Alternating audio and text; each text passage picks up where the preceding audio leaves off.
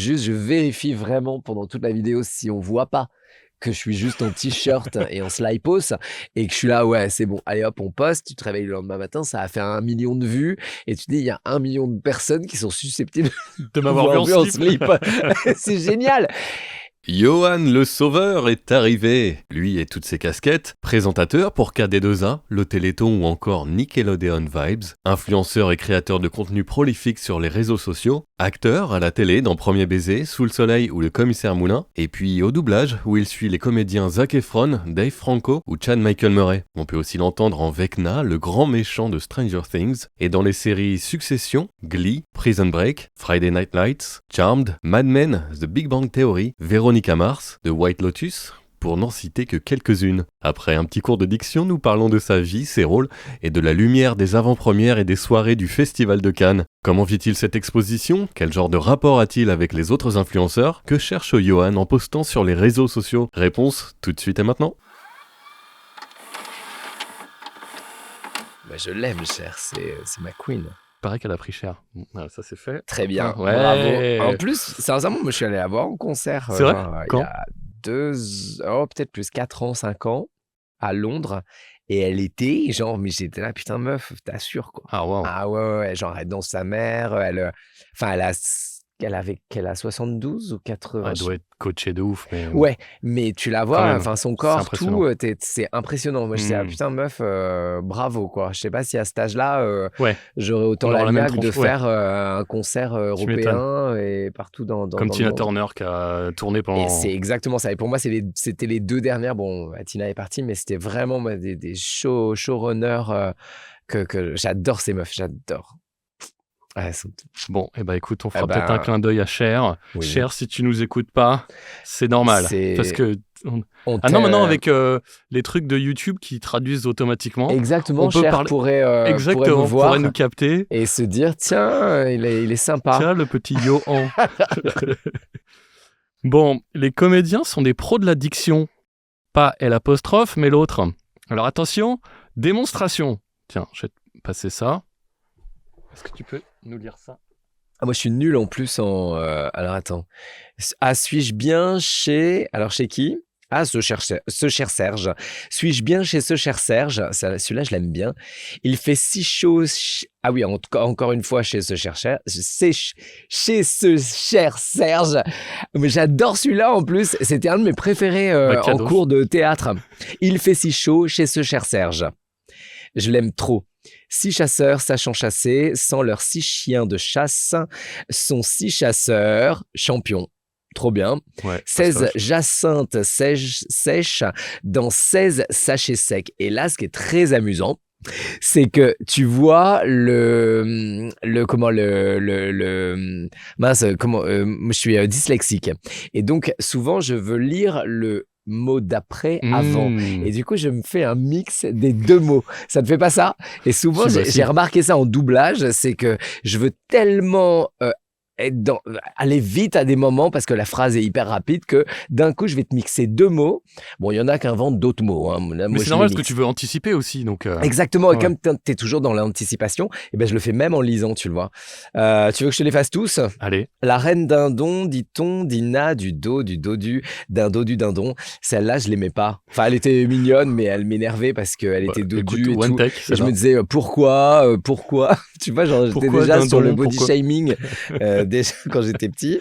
Donnez-lui à minuit 8 fruits cuits. Ah ouais, c'est comme le piano machin là. Si ces 8 fruits cuits lui nuisent, donnez-lui à midi 8 fruits crus. Achille, le chien fou de l'asile, est plus agile assis que debout.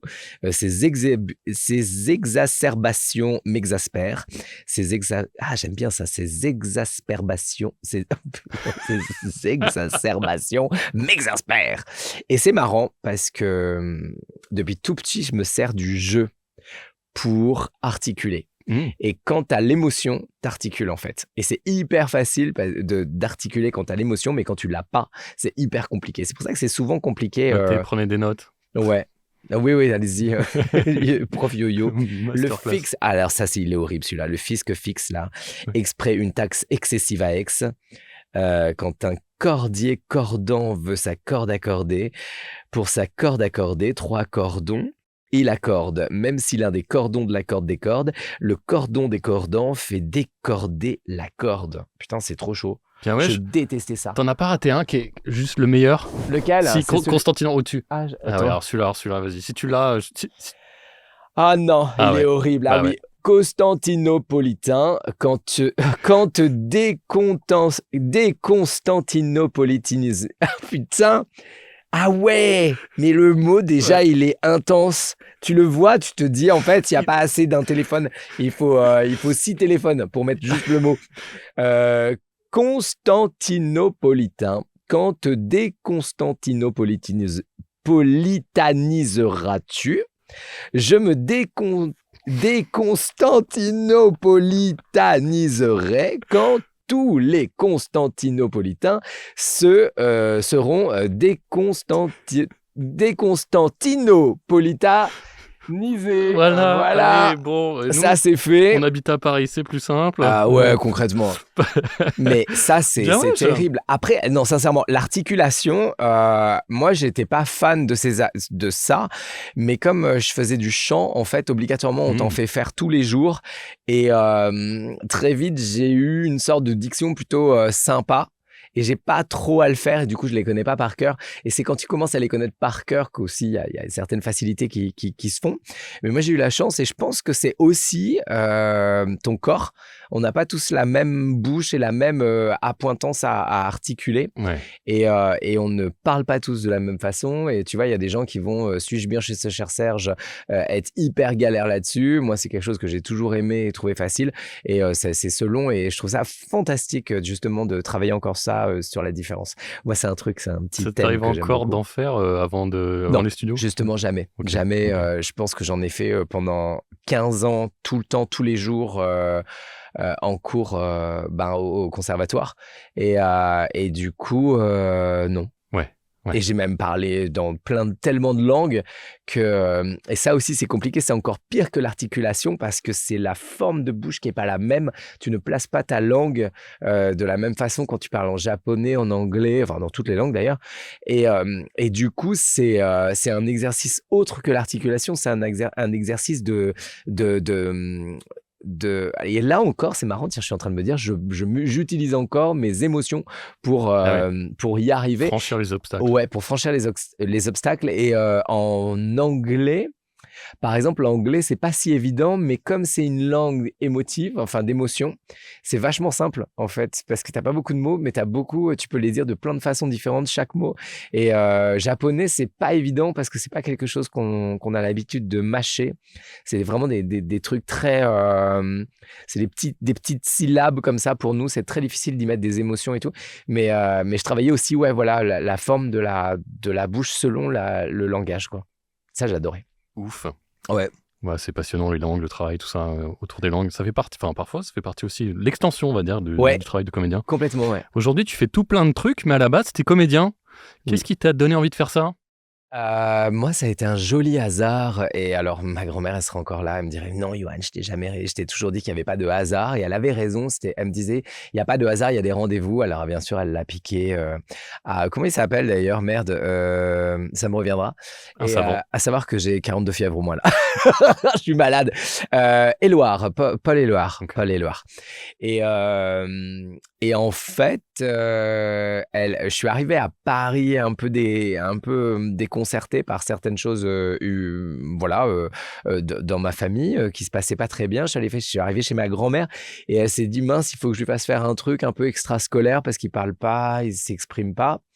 Et du coup, elle s'était dit, tiens, les scouts, karaté, elle a tout essayé, mais je suis arrivé fin octobre, donc tout était déjà plein.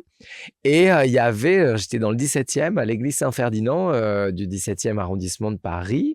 Il y avait une chorale et elle m'a dit, écoute, le directeur t'attend, va dans le couloir. Je me souviens toujours de cette histoire de couloir. Et je suis allé dans le couloir, je parlais à quelqu'un, j'ai donné mon nom, j'ai donné mon âge, tout ça, et puis je suis reparti. Et le lendemain ou quelques jours plus tard, elle a reçu un appel en disant Yoann a été sélectionné, c'est cool. En revanche, il va falloir faire les photos pour VSD, il va falloir faire les essayages pour les petits costumes de chanteurs et tout. Et puis après, gros truc quand même. Ouais, puis elle comprenait pas, elle était là, attendez, c'est quoi le délire Et en fait, j'ai passé un casting, je me suis trompé, je suis pas allé chez le directeur, j'ai passé un casting. Et j'ai chanté pour la paix à l'époque à Bercy. Et du coup, j'ai intégré quand même après la chorale. Okay. Mais très vite, c'est devenu hyper professionnel parce que j'ai intégré direct quelques semaines après. Ou moi, je sais plus, la maîtresse de Radio France et la maîtrise des petits chanteurs de Paris qui s'appelle maintenant la maîtrise de Paris. Et du coup, ma scolarité a été prise en charge et j'ai fait les horaires aménagés. Donc, tous les jours, j'avais 4-5 heures de cours en accéléré le matin. Et l'après-midi, je répétais tous les concerts et tout. Le soir, j'étais en concert, j'étais en pièce de théâtre. Puis, ils venaient me chercher pour tourner des pubs, tourner des trucs. Et c'est là que j'ai touché à la comédie, au conservatoire et au théâtre. Et dans des grandes comédies musicales ou opéras. Et d'un coup, je me suis dit, waouh, mais en fait, ce que je préfère, c'est vraiment jouer la comédie. Ah ouais. Et ouais. Et comme j'étais, c'est très marrant, mais moi, c'était un hasard, mais ça a été, tu sais, enfin, c'est une grande histoire d'amour, comme quand tu rencontres l'amour de ta vie, ou en tout cas, quelqu'un qui sera comme ça très important dans ta vie, tu as un coup de cœur. Et c'est vraiment ce qui s'est passé où j'ai compris pourquoi j'étais là. Je ne sais pas ce qui s'était passé avant, j'ai pas compris ce qui s'était passé avant, j'ai pas compris certains trucs du monde, encore maintenant. Mais il y a un truc que j'ai compris, c'est que j'étais sur ma voie, que c'était méga OK, qu'il fallait que je le fasse. J'ai tenu tête à ma grand-mère, à tout le monde pour continuer ce métier, alors que ça peut faire peur pour des adultes. Elle voulait pas, ta grand-mère ? Elle voulait, mais elle comprenait rien. Elle était concierge, on vivait dans un 9 mètres carrés. D'un coup, je me retrouve à Bercy le soir.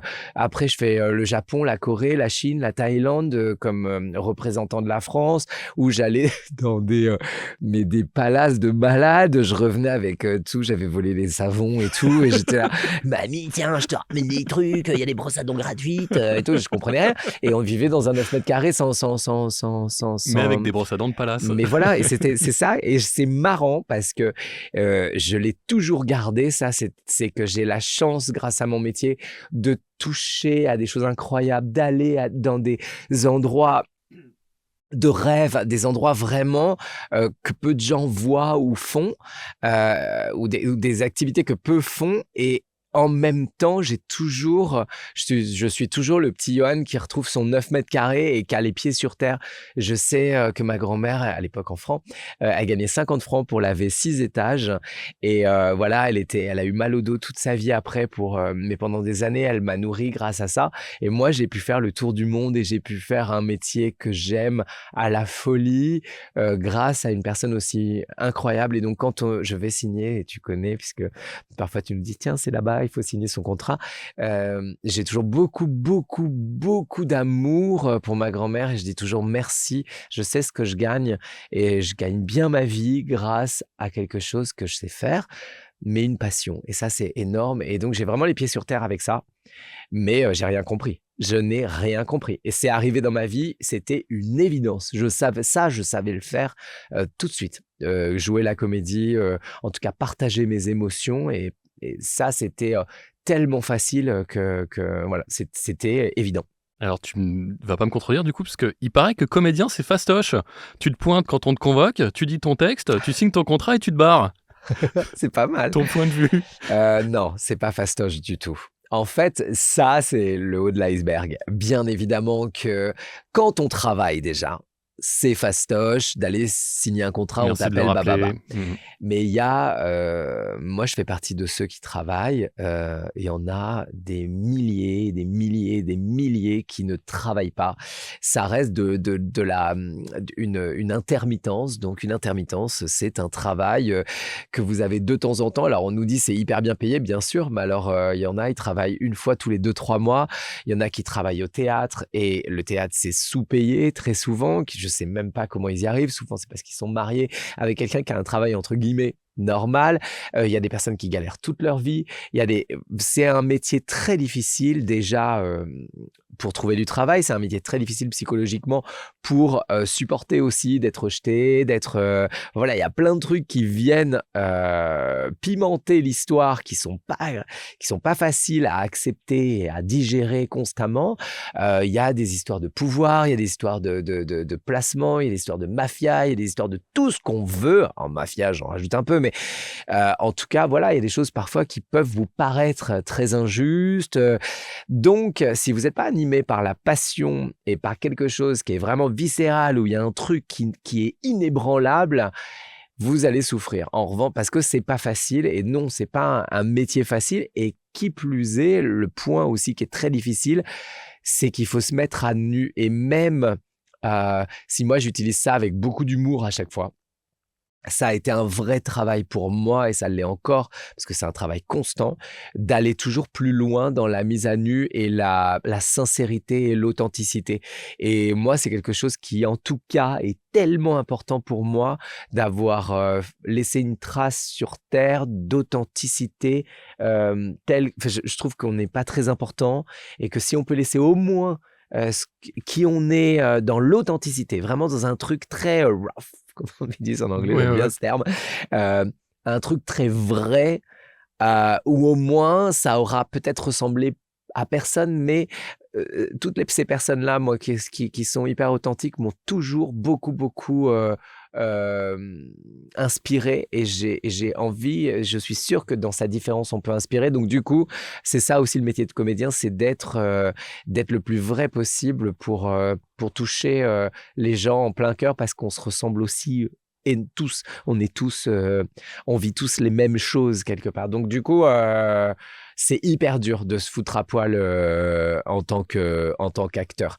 Et souvent, on voit à la télé, au cinéma, des gens faire des trucs incroyables. On est là, facile et tout. Non, vous êtes devant 80 personnes, on vous filme. Vous allez devoir être dans l'intimité, épier, juger, c'est au scalpel, on change les phrases, on fait ceci, cela. En doublage, c'est pareil. Et donc, du coup, non, c'est pas facile. Je pense que c'est vraiment pas facile. Et en même temps, je pense qu'il faut être assez taré pour vouloir le faire. Concrètement. Moi, je pense que j'ai été dingo. J'ai jamais réfléchi. Et il faut pas réfléchir. Je pense. Faut avoir un pet au casque. Je crois. Mais je suis persuadé qu'on est tous déglingués là-dedans. Et concrètement, c'est fou quand même de se dire que toute notre vie, on va nous diriger, nous juger, nous dire il faut faire comme ci, comme ça. Nous-mêmes, on va s'investir, on va pleurer, on va décevoir, on va être déçu, on va créer des trucs qui sont one shot, qui vont disparaître, on recrée, on machin, on truc.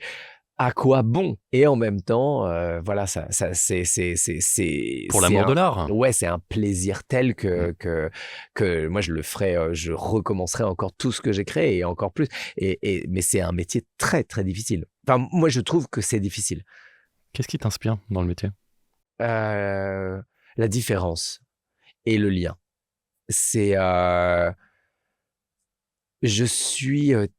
Je bois les gens, je les regarde, je les aime. Je suis attendri par la façon dont les gens jouent. J'adore quand ils se trompent. Parce que pour moi, ils ont été vrais. C'est quand on commence à vaciller, qu'on se trompe, qu'il y a des trucs magnifiques qui se créent. J'aime la différence, j'aime être attaqué par la différence et que je me dis waouh, c'est quoi ce délire là, c'est quoi, waouh, tu sais, tout ce qu'on a tous, et d'apprendre de l'autre. Ça, c'est un truc qui m'anime énormément. Et tu me disais, c'était quoi la question par rapport à Qu'est-ce qui t'inspire? Ce qui m'inspire, et mes anciens, bien sûr. Moi, j'ai été inspiré par des gens incroyables. J'ai tourné avec des gens incroyables en doublage pareil. Mais surtout, ceux qui restent pour moi et qui m'aident à aller plus loin, c'est toujours des comédiens qui se dépassent ou ils s'en foutent du regard de l'autre. Ça, c'est vraiment un truc difficile je pense, chez l'humain en général.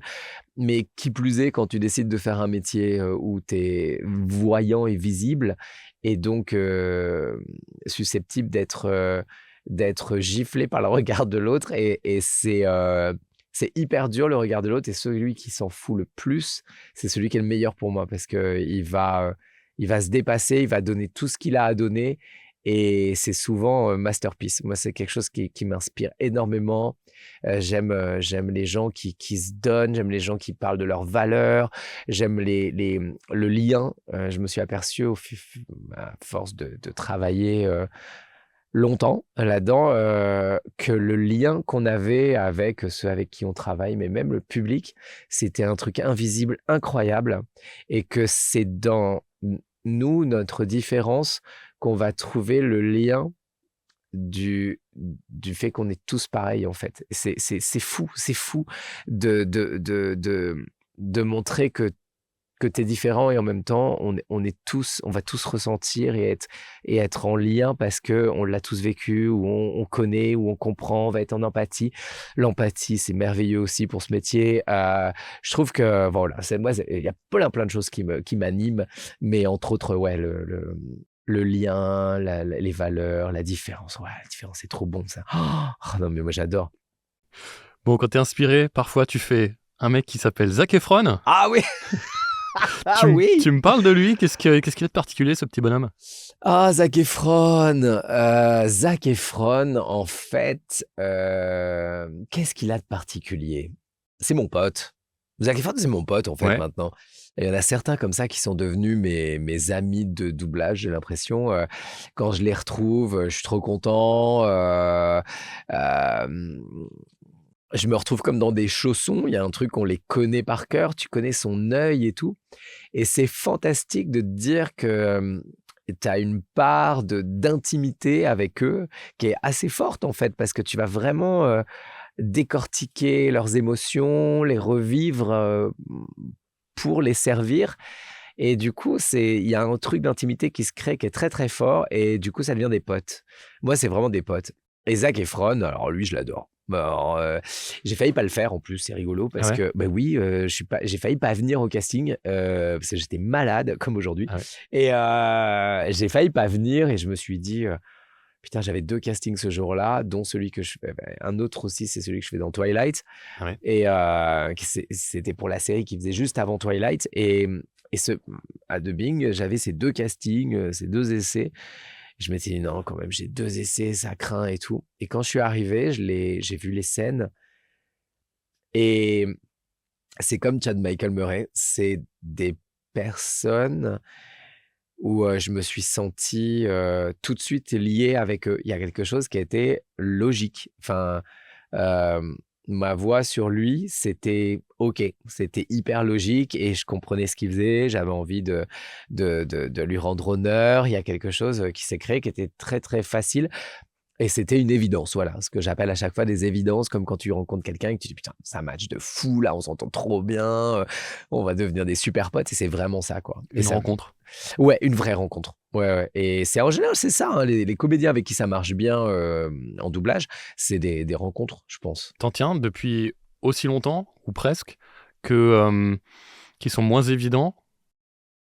Pardon, des comédiens que tu suis depuis quasiment aussi longtemps que lui, mais qui sont pour le coup moins évidents. T'en as aussi? Ouais. Sans forcément les citer, mais... Oui. Bah, après, ça dépend des rôles, hein. Si la personne, elle se contente de faire enfin, se contente. Si elle aime faire le même genre de rôle tout le temps. Ouais. Moi, si Zac Efron était resté au héros sympa, cool, épris d'un truc, tu vois, enfin, peut-être que ça peut devenir chiant, j'en sais rien. Mais je pense, moi, que très vite, j'aurais été pas fatigué, mais je me serais un petit peu lassé. Et là, non, lui, il rit de lui-même. Je suis en train de chercher, mais je crois que j'en ai pas, parce que Chad Michael Murray des frères Scott, Lucas Scott des frères Scott, il est tellement drôle, mais il me fait hurler de rire, même dans les téléfilms de Noël ou les films de Noël qu'il fait. C'est devenu le roi des films de Noël. Enfin, c'est un truc de fou. Et alors qu'il fait du Marvel et qu'il fait des gros films comme Freaky Friday, des trucs comme ça. Il fait tout, en fait, et il se marre. En fait, quand il joue, tu sens que il rigole dans tous les sens. il se fout torse nu, il en rit, genre en mode il est tellement ringard, puis après il se rend compte. Et maintenant il y a ça aussi, c'est qu'ils osent utiliser des recettes qui marchaient avant, en montrant que c'est ringard et que lui-même apprend de ça et tout. Je trouve ça super. Zac Efron, il fait pareil dans Nos pires voisins, par exemple. Il était hyper drôle, genre il se musclait et tout, et en fait, tout le monde se foutait de sa gueule, et il était très drôle, du coup. Ils en rient maintenant. C'est devenu des personnages. Leurs anciens personnages sont devenus les vrais personnages dont ils rient. Et ils font enfin, il a fait Ted Bundy, il a fait là un film incroyable sur le catch. Oui, j'ai vu ça, c'était fou quoi. Oh là là, ils sont tous 3 fois, ils font tous des armoires à glace. C'est ça, et lui, c'est musclé exprès. Et souvent, c'est marrant, les seules critiques que j'entends à chaque fois, c'est des critiques physiques. Et ça me fait de la peine, en fait, à chaque fois qu'on les critique. Comme ça peut me faire de la peine qu'on dise que Stranger Things, latin, c'est... En fait, ça me fait de la peine parce que ce sont des humains qui s'investissent, qui font le... En fait, je me suis aperçu de ça il n'y a pas longtemps. J'avais un fantasme de me dire que si je donnais tout de moi-même, il y aurait l'unanimité. Et ça n'existe pas. Ben non. Et que même des gens extraordinaires comme ça, qui se mettent en danger dans des films. Quoi que tu fasses, en fait, on va lui reprocher d'avoir fait, pour certains, le guignol dans High School Musical. Pour certains, c'est nul. Il a fait un téléfilm de Noël. C'est nul, il a fait ça. Et en fait, quoi que tu fasses, tu seras jugé. Et je me suis dit un jour, vraiment, il y a un moment, et pourtant ma grand-mère me le disait, je ne l'avais pas encore bien conscientisé. Elle dit, mais tu seras toujours jugé. Donc pourquoi ne pas faire ce que t'aimes, en fait? Et elle avait grave raison, et c'est dur parfois, et on en revient à la question de tout à l'heure aussi, c'est dur d'être comédien, mais oui, on est tout le temps jugé. Et eux, ils le sont, et ça me fait de la peine. Moi, c'est des vrais potes, quoi. Et je me dis, le mec, il s'investit de fou dans des films indépendants que personne ne voit parfois, que je double, que moi je vois, où je me dis, putain, il est parti dans le désert, il se déglingue la tête sur des rôles complètement ouf, super beaux et tout. Il y va, il veut montrer qu'il sait faire autre chose dans des films indépendants, certes, parce que peut-être que Hollywood ne lui propose pas ça tout de suite. Et que après, il va faire un film Netflix avec Nicole Kidman, un peu une comédie attendue, plus facile. Mais je trouve qu'ils sont courageux et ils ont envie de bouger les choses. Après, voilà, c'est une industrie. Donc, c'est une grosse machine. Ouais. C'est une grosse machine, mais je les aime d'amour tous. Vraiment, je les aime comme mes meilleurs potes, quoi. C'est un truc de fou. C'est très bizarre. Quel film avec lui t'as préféré faire? C'est difficile à chaque fois parce que t'as des degrés d'amour différents, comme High School Musical, c'était des années avec Adeline, avec le public, où on a vécu une vague d'amour et de fascination pour ces gamins qui dansaient et chantaient. Et c'était des ingrédients simples, en fait. C'était juste vouloir faire ce qu'on rêve de faire, et qu'il n'y avait pas de cases, qu'on avait le droit de s'aimer si on a envie de s'aimer, qu'on avait le droit de chanter, de faire du basket en même temps. Enfin, c'est hyper simple, et en même temps, les ingrédients étaient là et ont fonctionné, et tout le monde a fonctionné avec ça. Et donc, j'ai énormément aimé cette période et l'aventure en elle-même. Après, il y a tellement de films. Il est très, très bon dans les biopics. Ted Bundy, j'ai adoré. Il y a des scènes vraiment où j'étais pas bien. Et à force d'avoir doublé pendant une semaine ce film, j'allais pas bien. Ah oui. Et ouais, parce que tu sais que tu joues quelqu'un qui a vraiment vécu ça. Ouais, je vois. Et ça, alors là, et pareil sur le film avec les catcheurs. Là, tu sers vraiment plus qu'un comédien, tu vas servir une histoire de vie, qu'un chemin de vie. Et ça, moi, à chaque fois, c'est des trucs qui viennent me toucher beaucoup. Parce que c'est pas juste jouer, c'est vraiment servir, encore une fois, le plus humblement possible l'histoire de ce monsieur à chaque fois, ou l'histoire terrible d'un psychopathe, mais il en fait beaucoup. Il a fait aussi un autre un autre biopic incroyable sur un mec qui est parti au Vietnam parce que ses potes lui manquaient pour leur ramener des bières. Bien sûr. Un bêta, tu vois, qui n'avait pas compris. Enfin, non, un Américain qui n'avait pas compris ce que c'était que la guerre, qui était là, ah ouais, il me manque et tout. Paf, il part avec un énorme sac des bières. Et il arrive sur le champ de bataille. Et il arrive à voyager partout parce que tout le monde pense qu'il est tellement dingo que c'est un espion, tu vois. Genre, ils sont là, non, mais attends, ouais, c'est un espion pour dire des trucs pareils, tu vois. Et il a voyagé dans tout le Vietnam. Et il a rencontré un journaliste qui lui a expliqué vraiment ce qui se passait, qui est joué par Russell Crowe, qui est incroyable. Et ce mec a découvert la vie, a appris la vie. Et ce film est incroyable. Il y a de la poussière là. Mince, t'as un petit verre d'eau si tu veux. Oh, c'est trop mignon. Ouais. Et ça s'appelle The Greatest Beer Run Ever. Okay. Très bon film. Ouais. Je n'ai pas vu, mais c'est le. Mais sinon, The Greatest Showman, génial aussi. Le pitch donne envie en tout cas. C'est drôle. Il y a un rôle que tu as trouvé plus dur que les autres ? Tout ce qui est vrai. Enfin, tout ce qui est histoire vraie, ouais. Pour ce rapport à l'histoire, ce rapport à la vérité, en fait. Tu te dis, ça s'est vraiment passé. Ouais, puis quand tu le ressens, en tant qu'acteur, tu t'investis obligatoirement dans tes émotions, donc tu vas ressentir ce qui s'est passé. Et quand il y a une scène très, peut-être idiote, c'est une scène qui dure 3 minutes dans le film, mais qui résume le film pour moi, c'est que je devais... Ted Bundy fait toutes ces dingueries ignobles, ces meurtres, etc., auprès d'une femme, et il la laisse presque pour morte, enfin voilà, il était dans des délires, mais vraiment, alors là, ça dépasse l'entendement, et du coup, toi-même, t'es là, waouh, ça existe, quoi, et derrière, tu dois jouer... Pile poil, il revient chez lui, tu dois jouer une scène où il se met dans le lit avec sa femme, il l'enlace, il lui fait des petits bisous, il est tellement chou, c'est l'homme parfait, tu vois, qui va s'occuper de la fille de sa femme, qui la demande d'ailleurs en adoption et tout, qui veut l'adopter. Et juste ça, cette scène de retour dans le lit et d'intimité, où t'es vraiment... il pourrait la tuer s'il a envie, mais non, tu vois, tu te dis, waouh, ça va loin, quoi, tu vois. Et ça m'a mis tellement mal à l'aise de rejouer derrière un truc très doux, très mignon, très beau, très pur. Ah, j'étais choqué. J'étais vraiment choqué de ce truc où il l'embrasse dans le lit comme ça, tout mignon, alors qu'elle dort.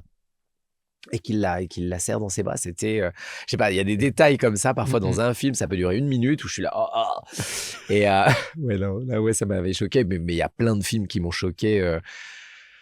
Tous les films biopics, en général, c'est très dur pour moi. Alors que les films d'horreur, je suis fanat de films d'horreur, j'adore ça. Alors la transition est toute faite. Dans Stranger Things, t'as fait Vecna, enfin Henry. Ah oui, il y en a 5 noms, donc tu peux y aller. Comment t'as vécu l'expérience, du coup ? J'ai adoré. J'adorais Stranger Things avant même d'y être dans l'aventure. Je regardais, j'étais un spectateur et un fan avant tout. Et quand on m'a appelé pour cette aventure, je me rendais pas compte. Alors je savais que je le faisais. En général, si on m'appelait pour Jamie Campbell Bower, il vient pas faire un prout dans une série. Et comme ça a commencé par des proutes, il dit pas grand-chose. Enfin, il dit une phrase qui se répète dans le premier épisode où il apparaît. Je dis, mais qu'est-ce que c'est que ce truc ? J'avais pas vu la saison puisqu'on était en train de la faire. Et je dis, mais c'est quoi ce laboratoire ? C'est quoi tous ces enfants ? Je comprends pas. Et puis petit à petit, tu comprends parce que t'es un peu le spoil de la saison 4. Donc du coup, j'étais... Et là... ce personnage est venu se construire en même temps que j'étais en train de le construire, et cette aventure, elle est incroyable. En plus, c'est avec une DA que j'adore, qui est Ivana Coppola. Et Ivana, j'ai toujours fait des choses très profondes avec elle, des rôles très. J'avais fait comment c'est pas Braco là, Darko. Pas Donnie Darko quand même. Non, non, mais j'ai fait le 2 de ça, oui, si, j'ai okay. Danny Darko 2. C'est pas le 1 est très bien. Oui, le 1 ouais. Voilà, rester avec Gyllenhaal. Non, c'était Narco? Non, ça. Ouais, c'est possible. Mais... non, le truc des frères Cohen. Un truc avec des frères Cohen avec des narcotiques. Fargo, voilà. Ah oui, ça y est, il y a du haut, il y a du A. Ah ouais, c'est vrai. Et Fargo, j'ai fait 2 saisons de Fargo avec Ivana sur des rôles extraordinaires. J'avais fait des trucs incroyables. J'ai fait Christian, mais alors une série incroyable pour Canal. Et donc voilà, il y a l'aventure déjà humaine avec quelqu'un qui est tellement dans les couches, les sous-couches, les racines, les machins. Elle me laisse visiter tout ce que j'ai à visiter chez moi alors pour ce rôle-là, c'était l'aigreur, la haine, la vengeance, la construction d'un monstre. Hein. Il s'est construit en tant que monstre. Et c'est tellement intéressant de jouer quelqu'un... parce que j'ai vachement... Enfin, moi, je médite beaucoup. Et j'aime bien méditer sur mes personnages et savoir ce que sont ces émotions. Parce qu'on les vit. Mais ça vient de quelque part obligatoirement et je me suis dit mais c'est quoi la haine, c'est quoi ça et tout, et j'ai compris et je me suis dit mais en fait c'est de l'amour déçu la haine, donc c'est de l'amour encore mais déçu, donc il y a de l'aigreur mais il y a tellement une envie d'amour, une envie de truc, mais en fait passion, quoi. Une passion, mais un truc qui est ample, qui est gros, et donc j'ai commencé à faire grossir tout ça et tout, et j'ai adoré construire ce personnage. J'ai vraiment adoré, et puis l'aventure est énorme parce que tu fais pas que ça, tu fais la Stranger Things expérience, t'enregistres constamment des choses sur ça. Et le côté secret, c'est hyper mignon en fait à faire. C'est dur de garder le secret pendant des mois et des mois sur ce qui est en train de se jouer. Et en même temps, on a l'impression du coup qu'on le vit que nous. Ouais. Et c'est hyper fort ce qu'on vit ensemble. Le petit groupe WhatsApp. Même pas, ouais. Et moi, je crois que non, on parlait pas entre nous. On avait interdiction de se parler entre nous. Okay. On avait un nom de code, donc on pouvait même pas utiliser le mot Stranger, le titre Stranger Things. Ouais. Le nom de code, je n'arrivais jamais à le retenir, donc moi j'ai dit ça s'appellera Dora l'exploratrice parce que moi je comprends rien à vos trucs. Et c'est souvent, tu connais dans le jeu vidéo, dans plein de trucs, c'est toujours des noms de code. Et du coup, cette aventure, c'est une aventure avec, en fait, humaine, avec l'ingé son incroyable, Ivana incroyable, qui m'ont porté. Et c'est pas facile de faire Vecna. En fait, Henry. Il est humain, donc je me projette assez facilement. En plus, il est très compliqué Henry Creel à faire, ou 001 est compliqué aussi, ou Pete est compliqué, parce qu'ils ont tous un peu des personnalités différentes, vu qu'ils ont des filtres en plus ou en moins, selon si on sait ce qu'ils veulent faire, ce qu'ils paraissent et tout. Donc c'était vachement sympa à faire. Mais Vecna, en fait, une journée entière à faire des monologues, parce que concrètement, il n'y a aucun dialogue. Faire sa grosse voix. Faire la grosse voix, et surtout, c'est une voix qui est dans le froc. Dans le froc, c'est dans les racines, et c'est de la haine. C'est purement de la haine du monde. Donc en fait, il n'y a pas de dialogue, il n'y a pas une attente de réponse, il n'y a pas... C'est seul, c'est comme ça, et c'est je vais t'éliminer, machin et tout. Et au bout d'un moment, en fait, ça agit sur... Ça vient te chercher dans des trucs où t'as pas l'habitude, quoi. Et ce qui est très rigolo, c'est que j'ai rencontré Jamie Campbell Bower. Et au déjeuner, on déjeune ensemble, on n'était que deux, c'était trop mignon. Puis il y avait un colosse avec lui. Un gosse, un colosse. Un colosse, ok. Qui faisait attention à ce qu'il ne se fasse pas attaquer par je sais pas qui, parce qu'il y avait personne. Bien sûr, moi, je suis très dangereux. Il a vu le Vecna en moi. Hein. Et Vous avez mangé quoi? C'est très important. Lui, il mangeait du fromage. Il était vachement sur le fromage. Ok, bah ouais, carrément. Et j'étais là, ok, écoute. Il est bon le fromage en France. Chaud. Moi, j'étais sur de la carotte râpée. Ah bah, c'est très bien, c'est très sain. Ouais, mais j'étais sur des légumes et lui mangeait du fromage. Et il était très heureux. Il est en France, tu manges du fromage. Bah, fromage français. Voilà. Qu'est-ce que c'est? Ah, non. Et c'est Vecna ici. Et oui, c'est ça, j'étais la merde, le monde à l'envers arrive. Et on a parlé des constructions, de comment on voyait le personnage, comment... C'était avant ou après l'avoir fait? C'était après la 4. Ok, et avant la 5. Et c'était avant la 5. Trop bien, au meilleur moment pour toi finalement. Ouais, trop bien. Et il m'a dit un peu plein de trucs. Et on a vraiment parlé de... Et le premier truc d'ailleurs qu'il m'a dit, avant même qu'on parle de construction de personnages ou voilà, de ressenti et tout, il m'a dit, mais tu fais du chant, toi? Je fais, ah bah ouais, c'est marrant, parce que j'ai commencé par ça et tout. Il me dit, mais je l'entends. J'entends que tu peux, t'as comme moi des graves et des aigus, en fait. Et c'est vrai qu'il peut très vite être comme ça, et boum. Et en fait, ces ondulations, ces fluctuations possibles chez nous viennent du chant, en fait. C'est que très jeune, toutes ces octaves et on les a travaillées, et lui, il les travaille. Et il a fait un travail de voix très très fort sur ses rôles, et surtout ouais, dans le corps et tout. Et il me disait parfois j'allais pas bien. Et je dis, ben, moi non plus, en fait. Ouais, c'est marrant. Et c'est assez rigolo parce que sur des moments où j'étais pas au top, je repensais toujours à ce qu'il m'avait dit sur la dernière saison. Il me dit, bah là, j'avais du mal, j'ai pleuré, je me sentais pas bien d'aller visiter aussi longtemps des émotions comme la haine, l'aigreur, l'envie d'éliminer, l'envie de posséder, tous ces trucs-là, qui au bout d'un moment, quand il n'y a pas un dialogue ou un échange, qu'il n'y a pas autre chose, c'est lourd. Et je me dis, putain, être comme ça dans la vie, les gens qui sont malheureux, sont vraiment méchants. ou méchants, ça doit être très dur, parce que ça l'est vraiment énergétiquement et tout. Des moments, j'avais la tête qui tournait, j'allais pas bien, et je rentrais chez moi, j'allais pas bien. J'allais vraiment pas bien. Je me disais, putain, c'est dur. D'être méchant, c'est dur, en fait. Ouais, t'as mal accès de la noirceur toute la journée. C'est ça. Et ce qui est génial dans notre métier, c'est qu'on peut être tout, le tout. On peut être ça, on peut être un joueur de basket qui aime chanter.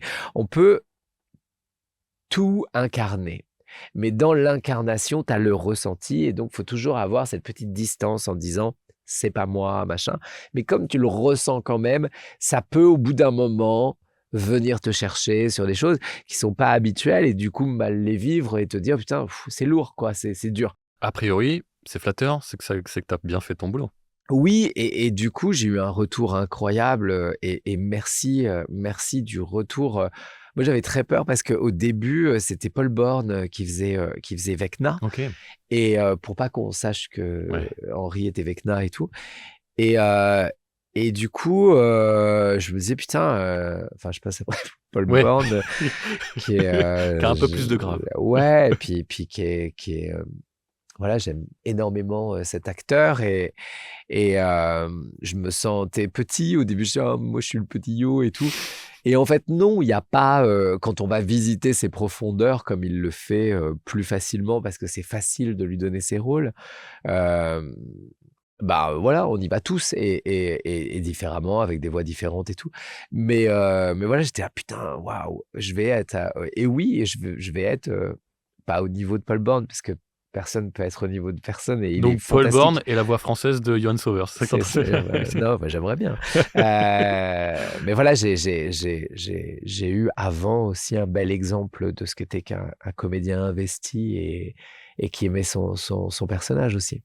Bon, cool. Tu me dis que tu as eu des retours pas hyper foufou, notamment sur la fin. Moi, j'ai trouvé... Alors, tu me dis que tu étais fan de la série. Moi, la première saison, elle m'a mis par terre. La deuxième, troisième, j'étais un peu moins bien, mais la quatrième, elle était tellement bien. Tellement bien. La quatrième, tellement bien. Alors, pareil, un peu déçu. Enfin, c'est un peu plat sur la 5, mais la 4... La 4, je pense qu'ils ont touché quelque chose qui est rare dans une série, d'aller si loin dans... La 4 aurait pu être presque une boucle, tu vois. D'un coup, on comprend plus ou moins d'où ça vient, qui. Donc d'un coup, waouh, on est tous dans une révélation incroyable. Et on avait tellement de temps entre les deux que il y a plein de choses qui sont venues, à mon avis. Alors ça reste mon avis, hein, j'étais pas en prod avec eux, mais quand tu as 10 ans, quasiment, c'est ça, je crois, il y a eu 10 ans entre les deux. Ouais, quelque chose comme ça. Non. 8 ans 8 ans, 5 ans, je sais plus. Et qu'on attend autant. Alors, il y a la grève des scénaristes, il y a le Covid, il y a tout ça. Ouais. Les enfants grandissent. Donc, il faut trouver des stratagèmes pour qu'on essaye de pas, que ce soit pas, parce que ça, je l'entendais constamment avant. Ouais, mais comment on va faire? Parce qu'ils ont tous changé. Ouais, je dis, mais calmez-vous. Donc, il y a des trucs. Ils nous ont englués, c'est génial, dans des systèmes de temps, de time-lapse, je sais plus, qui sont plus les mêmes, et c'est ok, tu vois, on va dans le passé, dans le futur, on sait pas, on est dans la tête d'Henri, on machin, c'est génial. Je me dis, waouh, bravo, vous nous avez fait oublier qu'ils ont 15 ans de plus. 15 ans, je sais plus combien de plus. Et super, bravo. Après, moi, en le faisant, j'avais l'impression de faire quelque chose. Enfin, je me suis tellement donné et tout. Voilà, je m'attendais à ce que ce soit mieux pris, mais ça a été très bien pris jusqu'à la fin. Et c'est la dernière partie qui a été, pour certains, décevante. Et c'est comme quand, imaginons, on s'offre un cadeau et t'es déçu. Et Dieu sait si moi, je demande le ticket souvent pour remplacer les trucs. Je suis chiant. Le ticket de caisse. Voilà.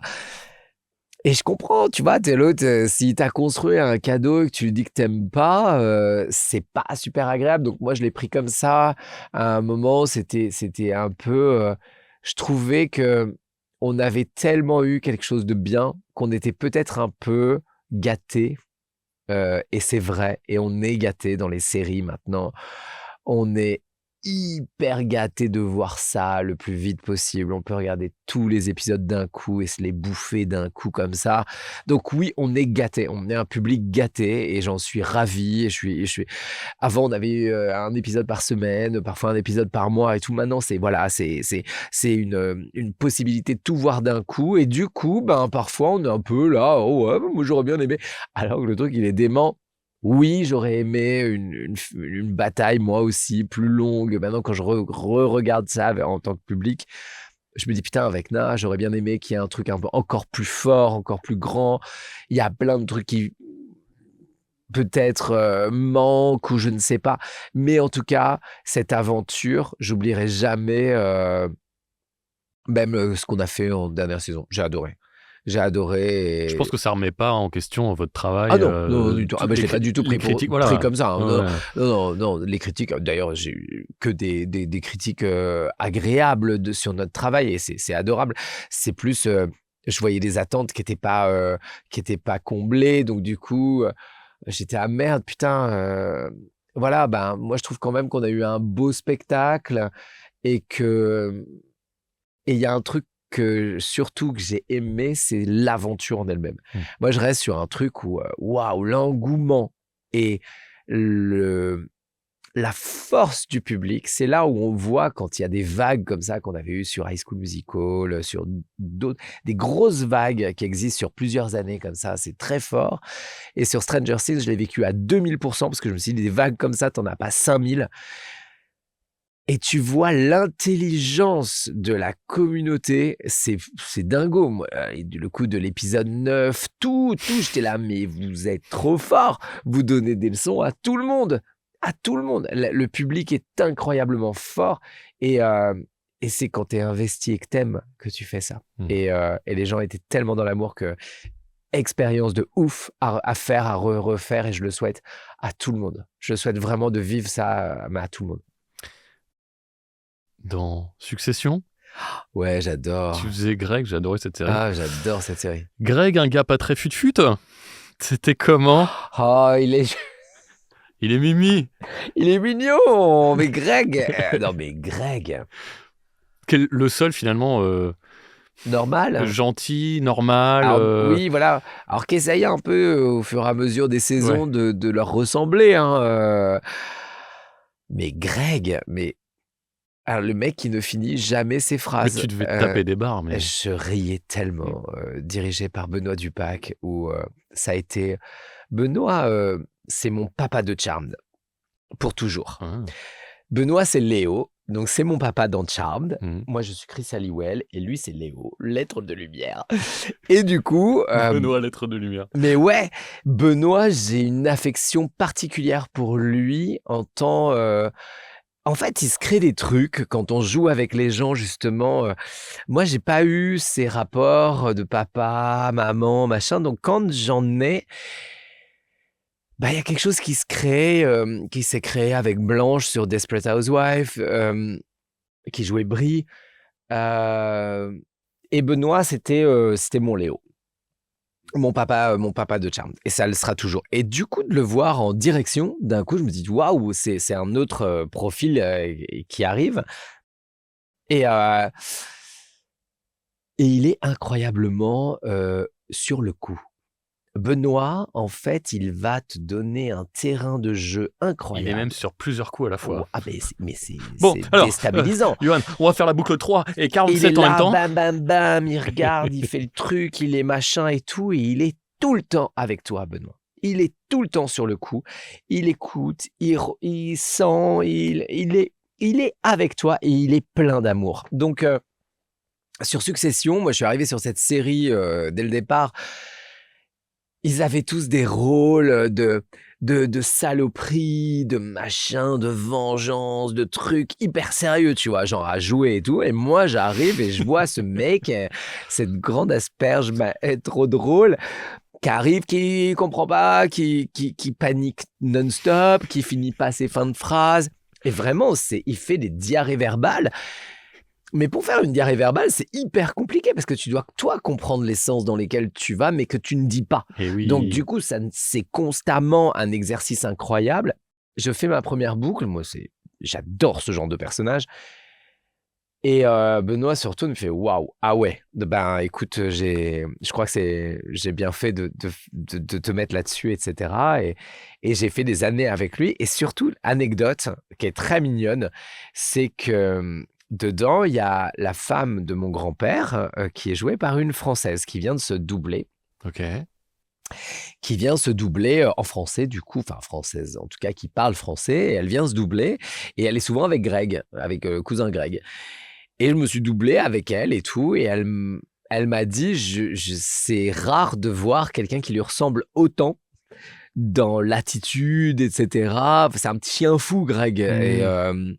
Et c'est le seul gentil de l'histoire, en fait, quelque part, et le seul un peu normal dans cette histoire, même s'il essaie de leur ressembler. C'est que plus les saisons avancent, plus on se dit, en fait, le mec, il détient tous les secrets, il pourrait très bien les anéantir, quoi. Et non, il a en plus ce duo que je faisais avec Constantin Papas. Non, mais ce duo, mais il est mythique. Enfin, il y a des scènes quand il s'énerve dans le bureau, qui lui prend le bureau, qui le démonte dans tous les sens. Ça parce que l'autre a osé venir vouloir une augmentation. Il fait un truc nul et il saccage le bureau, quoi. Et je me dis, il y a des scènes. On était là, waouh, c'est fort. C'était très dur à doubler parce que en termes de technique, ils parlent tous en même temps. Donc c'est très très difficile. En plus, on était en track. C'était l'after Covid à un moment et tout machin. On était en simul-dub, donc un épisode par semaine. Donc allez, vas-y que je te fais des retacs à 22h. C'est parce que ça sort demain, tac tac tac. C'était constamment ça. Moi, j'étais en Angleterre, en France. Avec le Covid, c'était un peu compliqué à un moment. Et Benoît, je pense que c'est comme quand j'ai fait un autre simul-dub pour HBO, c'était The White Lotus. Faut donner ça à des gens qui ne sont pas stressés, ou en tout cas qui savent faire avec leur stress, et parce que constamment, ils vont avoir des gens pas libres, des gens qui peuvent à 22, des gens qui peuvent pas, mais comment on va faire? Enfin, c'est un bordel, le simul-dub. Et quand tu as une grosse série comme The White Lotus ou Succession, Eh faut des gens comme Benoît ou des gens comme sur White Lotus, on a Véronique Borgia qui est incroyable aussi. Et voilà, faut des gens humains et un cœur. Il a un grand cœur aussi, Benoît. Je l'aime. Ce comédien, je l'ai vu il y a pas longtemps dans une bande-annonce What the fuck avec des moutons qui enquêtent sur la mort de Hugh Jackman. T'as fait ça ou pas? Non, je l'ai fait dans. Alors, c'est pas ce film que je crois que j'ai fait, parce que là, je viens de le faire dans un film où il fait. C'est horrible, il a encore un rôle. Ça m'a fait tellement rire sur un magicien. Enfin, il fait un magicien qui fait des tours dans une fête dans laquelle il a invité, mais tout le monde s'en branle de ces tours de magie. Et du coup, il fait hey, des trucs nuls. Et ses cousins Greg, mais en mode en couple. Et c'est un truc sur des couples et tout. Je pense pas que ce soit ça, mais il est très très bon. Le comédien est très très bon et ça m'a fait grave plaisir que la personne qui tourne avec me dise que c'était raccord de fou. Elle m'a dit, à part la taille, physiquement, il est beaucoup plus grand que vous. Elle me dit, c'est fou. Je joue avec lui en français et ça m'a fait grave plaisir. Je l'aime beaucoup, ce comédien, ouais. Ouais, il est chouette. Il est très très bon. Alors, tu es aussi présentateur. Qu'as-tu présenté et pourquoi t'être tourné vers cette activité? C'est vrai, c'est pourquoi. Pourquoi j'ai fait ça? J'ai présenté pendant pas mal d'années un truc qui s'appelait KD2A, carrément déconseillé aux adultes, sur France 2, donc qui était un peu le rendez-vous des ados et des jeunes pour les séries. Donc on a eu toutes les séries, Hannah Montana, Lizzie McGuire, on avait quoi, comment il s'appelait lui aussi? On avait 50 000 trucs, attends, quand j'y repense. Je suis resté quelques années, donc... Le Prince de Bel-Air, on avait le Loup-garou du campus, on avait, bref, des centaines de séries. Et alors, c'est encore une fois, pardon mamie, un hasard, mais un rendez-vous du coup, comme elle dit. Je me suis gouré de casting. Encore? Mais vraiment, pour le coup, j'avais 2 castings ce jour-là, et un téléfilm d'époque et celui-là. Mais l'histoire est vraie. Enfin, je me dis, c'est fou. Donc t'arrives en costume? Non, mais en tout cas, pas en fluo, quoi. Tu vois, j'étais en noir et tout. Et un truc très sobre, je me souviens. Et je vois les gens dans la salle d'attente. Ça, je me souviens de ce truc hyper précis où je me dis, putain, ils sont lookés de ouf. Ah ouais, ça doit être fou, ce petit moment avant, là. Très Disney Channel et tout, tu vois, j'étais là, mais qu'est-ce qui se passe? Tout le monde a des trucs à paillettes et tout. J'étais là, waouh. Et bon, je passe et je commence le texte. On répète et elle me dit, mais qu'est-ce que tu fais? Je dis, c'est, je sais pas. La dramaturgie, quoi. Ouais, puis je sais pas, je me dis, mais elle me juge mon jeu. Mais non, pas du tout, elle jugeait, genre, c'est quoi ce texte? Et elle me dit, mais pas du tout, mais tu viens pourquoi? Et je dis, pour le film, je sais pas quoi, là. Et elle me dit, mais pas du tout, non, là, c'est pour une émission pour les jeunes et tout. Je fais, non, j'avais les 2 en même temps, au même horaire. Du coup, j'ai choisi l'autre. Elle me dit, non. Et puis, elle me dit, et je me souviens de cette phrase, elle m'a dit, écoute, ça fait longtemps qu'on veut te voir, donc tu restes ici, tu passes le casting. De toute façon, tu seras en retard à l'autre et tout. Je dis, ok. Je passe le casting, j'invente complètement le texte, je raconte n'importe quoi, j'étais pas du tout à l'aise, c'était horrible.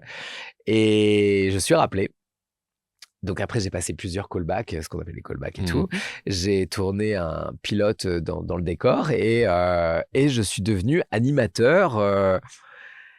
Mais j'ai rien compris en fait, mais j'étais pas prêt, et en même temps, c'est un des trucs qui m'a le fait le plus évoluer. Parce que quand tu es animateur, on te demande plus de te cacher derrière des personnages. On te demande, et je m'en souviendrai toute ma vie, j'ai dit à Sophie Gigon, qui était la personne qui s'occupait de nous chez France 2, qui était la prêtresse de la jeunesse et tout. Et je dis, Sophie, on regarde le premier épisode que j'avais tourné, enfin les premiers. On avait tourné 3 ou 5, je sais plus. Je dis, qu'est-ce que vous voulez, Sophie, de plus? Qu'est-ce qu'il faut que je change? Parce que c'était vraiment une réunion où tout le monde était en train de dire, oui, tu vois, sur le décor, il faut plus ça. Mettez plus de lumière sur Johan, je veux voir ses yeux comme au casting, je me souviens de ça.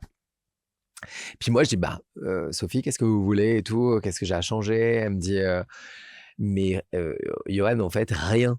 Ce qu'on veut, c'est vous. On veut vous au casting. Comme ce qui s'est passé au casting, le premier casting. Elle me dit, moi, je veux juste qu'on voit bien vos yeux bleus. Elle était trop mignonne avec ça, je me souviens. Et je dis, ok. Et là, ça a été un travail de déconstruction. Ok, alors. où en fait, je me suis aperçu après que les rôles que j'avais joués avant, je m'étais caché. En fait, c'était une excuse, les rôles, pour parler de tous les sujets qui me tenaient à cœur. Tous les tournages que j'avais, c'était soit une enfance maltraitée, soit le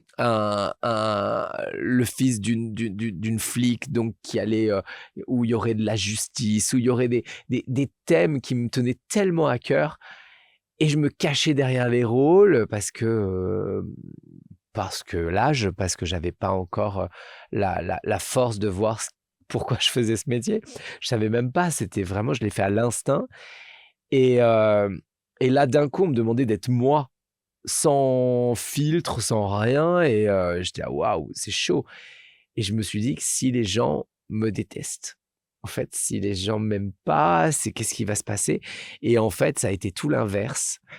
Et c'est là où j'ai appris vraiment mon vrai métier, ma vraie vie, on va dire même, c'est l'authenticité. Être moi, je m'en fous en fait. On n'a pas le temps. On n'a pas le temps d'être quelqu'un d'autre. Est-ce que tu n'as pas le réflexe quand tu viens de la comédie et tu arrives dans la présentation de vouloir jouer un présentateur? Bien sûr, bien sûr. Mais c'est exactement ça. Et je jouais, en fait, on me disait, mais qu'est-ce que t'es bien et tout au début. Et ils me disent, mais t'es animateur et tout. Je fais, même pas du tout. Mais je joue le présentateur. C'est-à-dire que moi, j'ai toujours vu ça, donc c'est facile.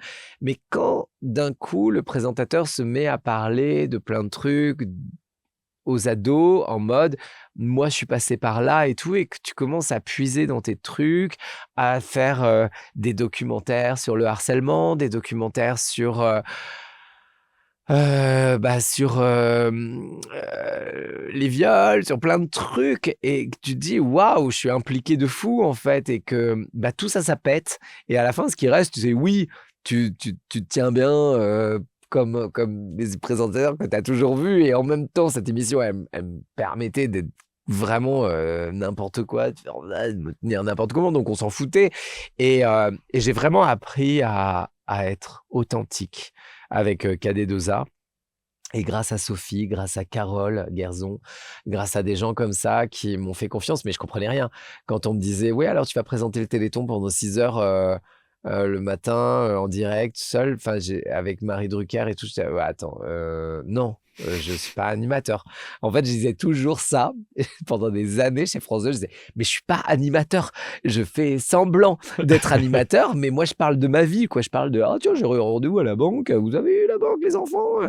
Et c'était même pas les enfants d'ailleurs, c'était ado. Et c'est ce qui marchait, c'est que j'étais moi, mais en même temps, j'étais pas animateur. Et d'un coup, on me donne des métiers d'animateur. Genre, je fais le symphonique show, je me mets à faire des trucs de grand, quoi, tu vois, dans ma tête. Et du coup, j'étais terrorisé par le fait d'avoir des fiches, une oreillette. Ça devenait très sérieux. Et en fait, j'ai toujours été rattrapé. Par exemple, mon premier vrai truc pendant KD2A, c'était Téléthon. Je l'ai fait plusieurs années. Et c'est que dans le Téléthon, je me faisais des films dans ma tête. Oui, oh là là, mais je vais être là face aux caméras avec un micro et je vais présenter des gens. Et voici tout de suite le Roi Soleil, l'équipe du Roi Soleil, machin. Et puis voici, bonjour Thierry Lhermitte et machin. Et je dis, mais qu'est-ce que je fous là? Et en fait, tout a été déglingué quelques jours avant où on m'emmène au Généton, un endroit pour m'expliquer les gènes, etc. et les recherches. Et je rencontre les enfants. Et là, je me suis rendu compte que tout le monde s'en branlait de ma pomme et que, on s'en fout que tu te tiennes bien ou que tu sois animateur ou pas. L'important, c'est les enfants, en fait. Et je me suis rendu compte que j'étais le serviteur de ces gens-là et que j'avais juste à les mettre à l'aise et à les écouter. Et moi, mon métier d'animateur, c'est un métier de relance et d'écoute. C'est que j'écoute, je bois concrètement. Je sais pas si ça te fait ça aussi. C'est que j'en suis parfois, j'ai la tête qui tourne tellement que je suis en empathie avec l'autre, à le comprendre, à être comme ça et tout, pour rebondir, m'intéresser, peut-être voir des petits trucs que j'ai pas vus, m'intéresser à l'humain et pouvoir le partager à tout le monde. Et qu'en fait, on s'en branlait de si j'étais animateur ou pas. On s'en fout, Johan. Et j'ai vu des enfants qui me sautaient, une qui m'a sauté dans les bras parce qu'elle n'était pas en fauteuil, les autres non. Une qui m'a sauté dans les bras et qui me disait je te regarde tous les matins dans Cadedosa et tout, tu m'aides pendant mes perfusions de morphine et tout. Wow, c'est super Et tellement fort. Ouais. Et elle me disait je t'aime. Elle m'a volé un baiser, cette petite fille. No. Elle a disparu depuis. Elle m'a volé, je vais pas pleurer, mais elle m'a volé un baiser en me disant tu seras mon premier et seul amour. Et c'était trop mignon. Elle était gamine. Elle m'a fait j'ai dit je t'embrasse. Elle était trop folle, j'adorais. Et Mégane. Et c'est ce qui m'a fait arrêter le Téléthon. C'est que c'était trop dur pour moi. J'arrivais pas à surpasser la perte des enfants. Ouais, je peux comprendre carrément. Et je trouve ça tellement injuste, et je sais que la vie est... On n'a pas à décider de nous ce qui est injuste ou pas. Voilà, c'est.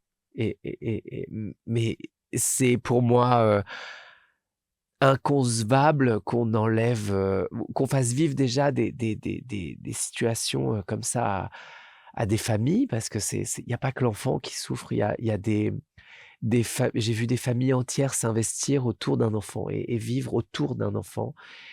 Et quand l'enfant part ailleurs, c'est tout l'axe de la famille qui... Tout est détruit. Ouais.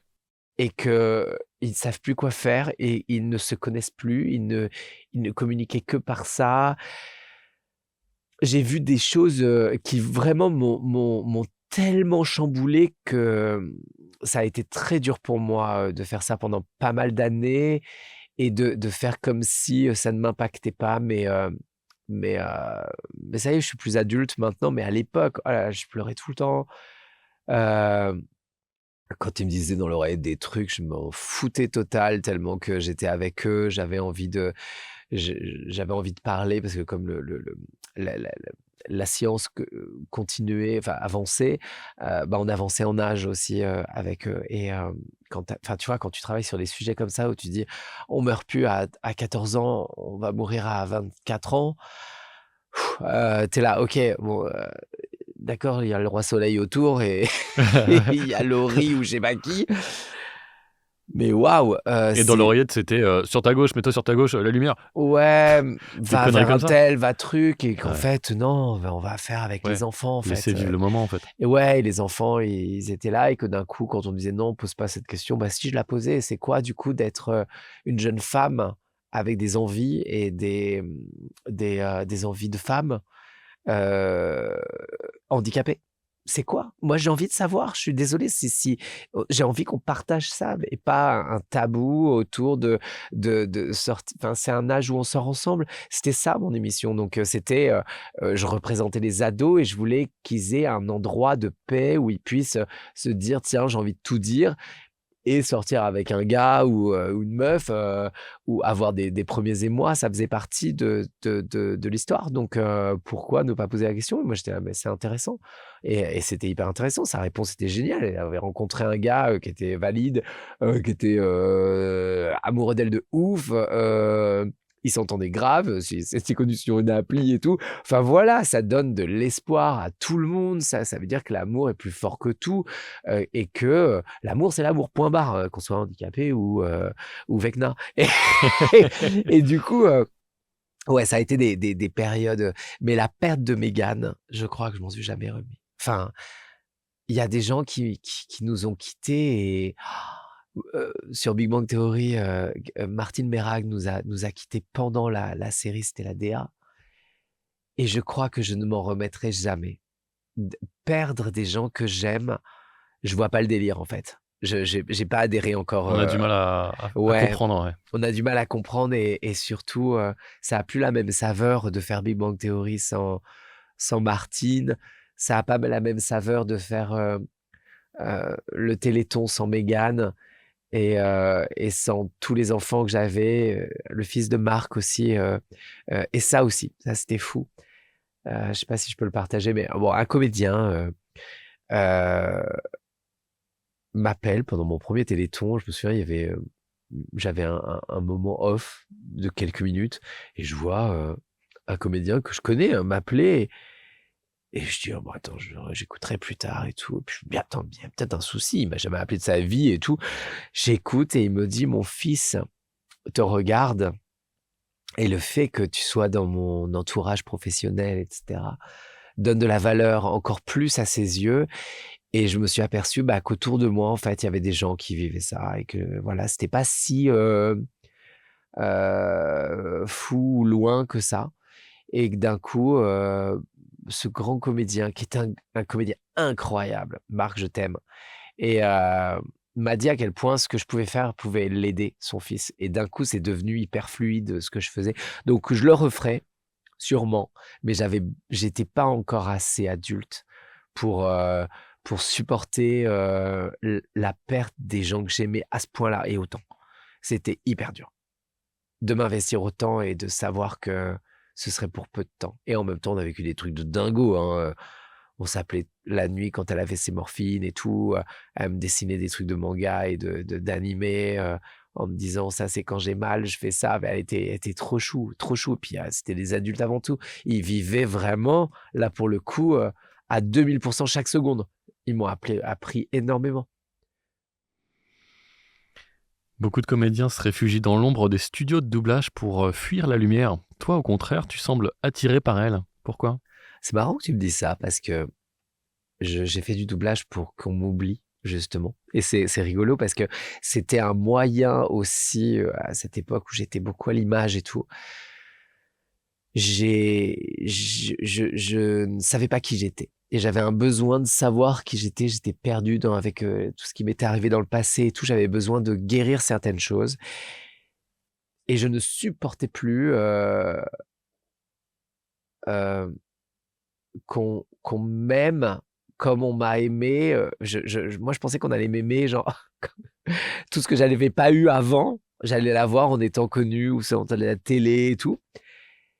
Et en fait, c'est pas arrivé. C'était un amour différent. Un amour objetisé, et c'était horrible. Vraiment, j'ai vécu un truc où j'ai détesté être connu. Je me suis dit, en fait, je suis pas tranquille, on m'objétise, on me parle comme si j'étais pas là, on me traite pas bien parfois, et c'est plutôt horrible d'être connu. C'est pas OK. C'était pas OK pour moi, et moi, je pensais qu'au contraire, tout le monde allait m'aimer. Et en plus, il y a la jalousie et l'envie. Et ça, moi, j'étais pas prêt du tout. Je pensais que tout le monde allait être heureux parce que j'avais accompli des choses que je rêvais de faire. Et en fait, non, les gens, horribles. Dans le doublage, partout, des trucs. Et j'ai plus envie j'étais pas assez fort à l'époque.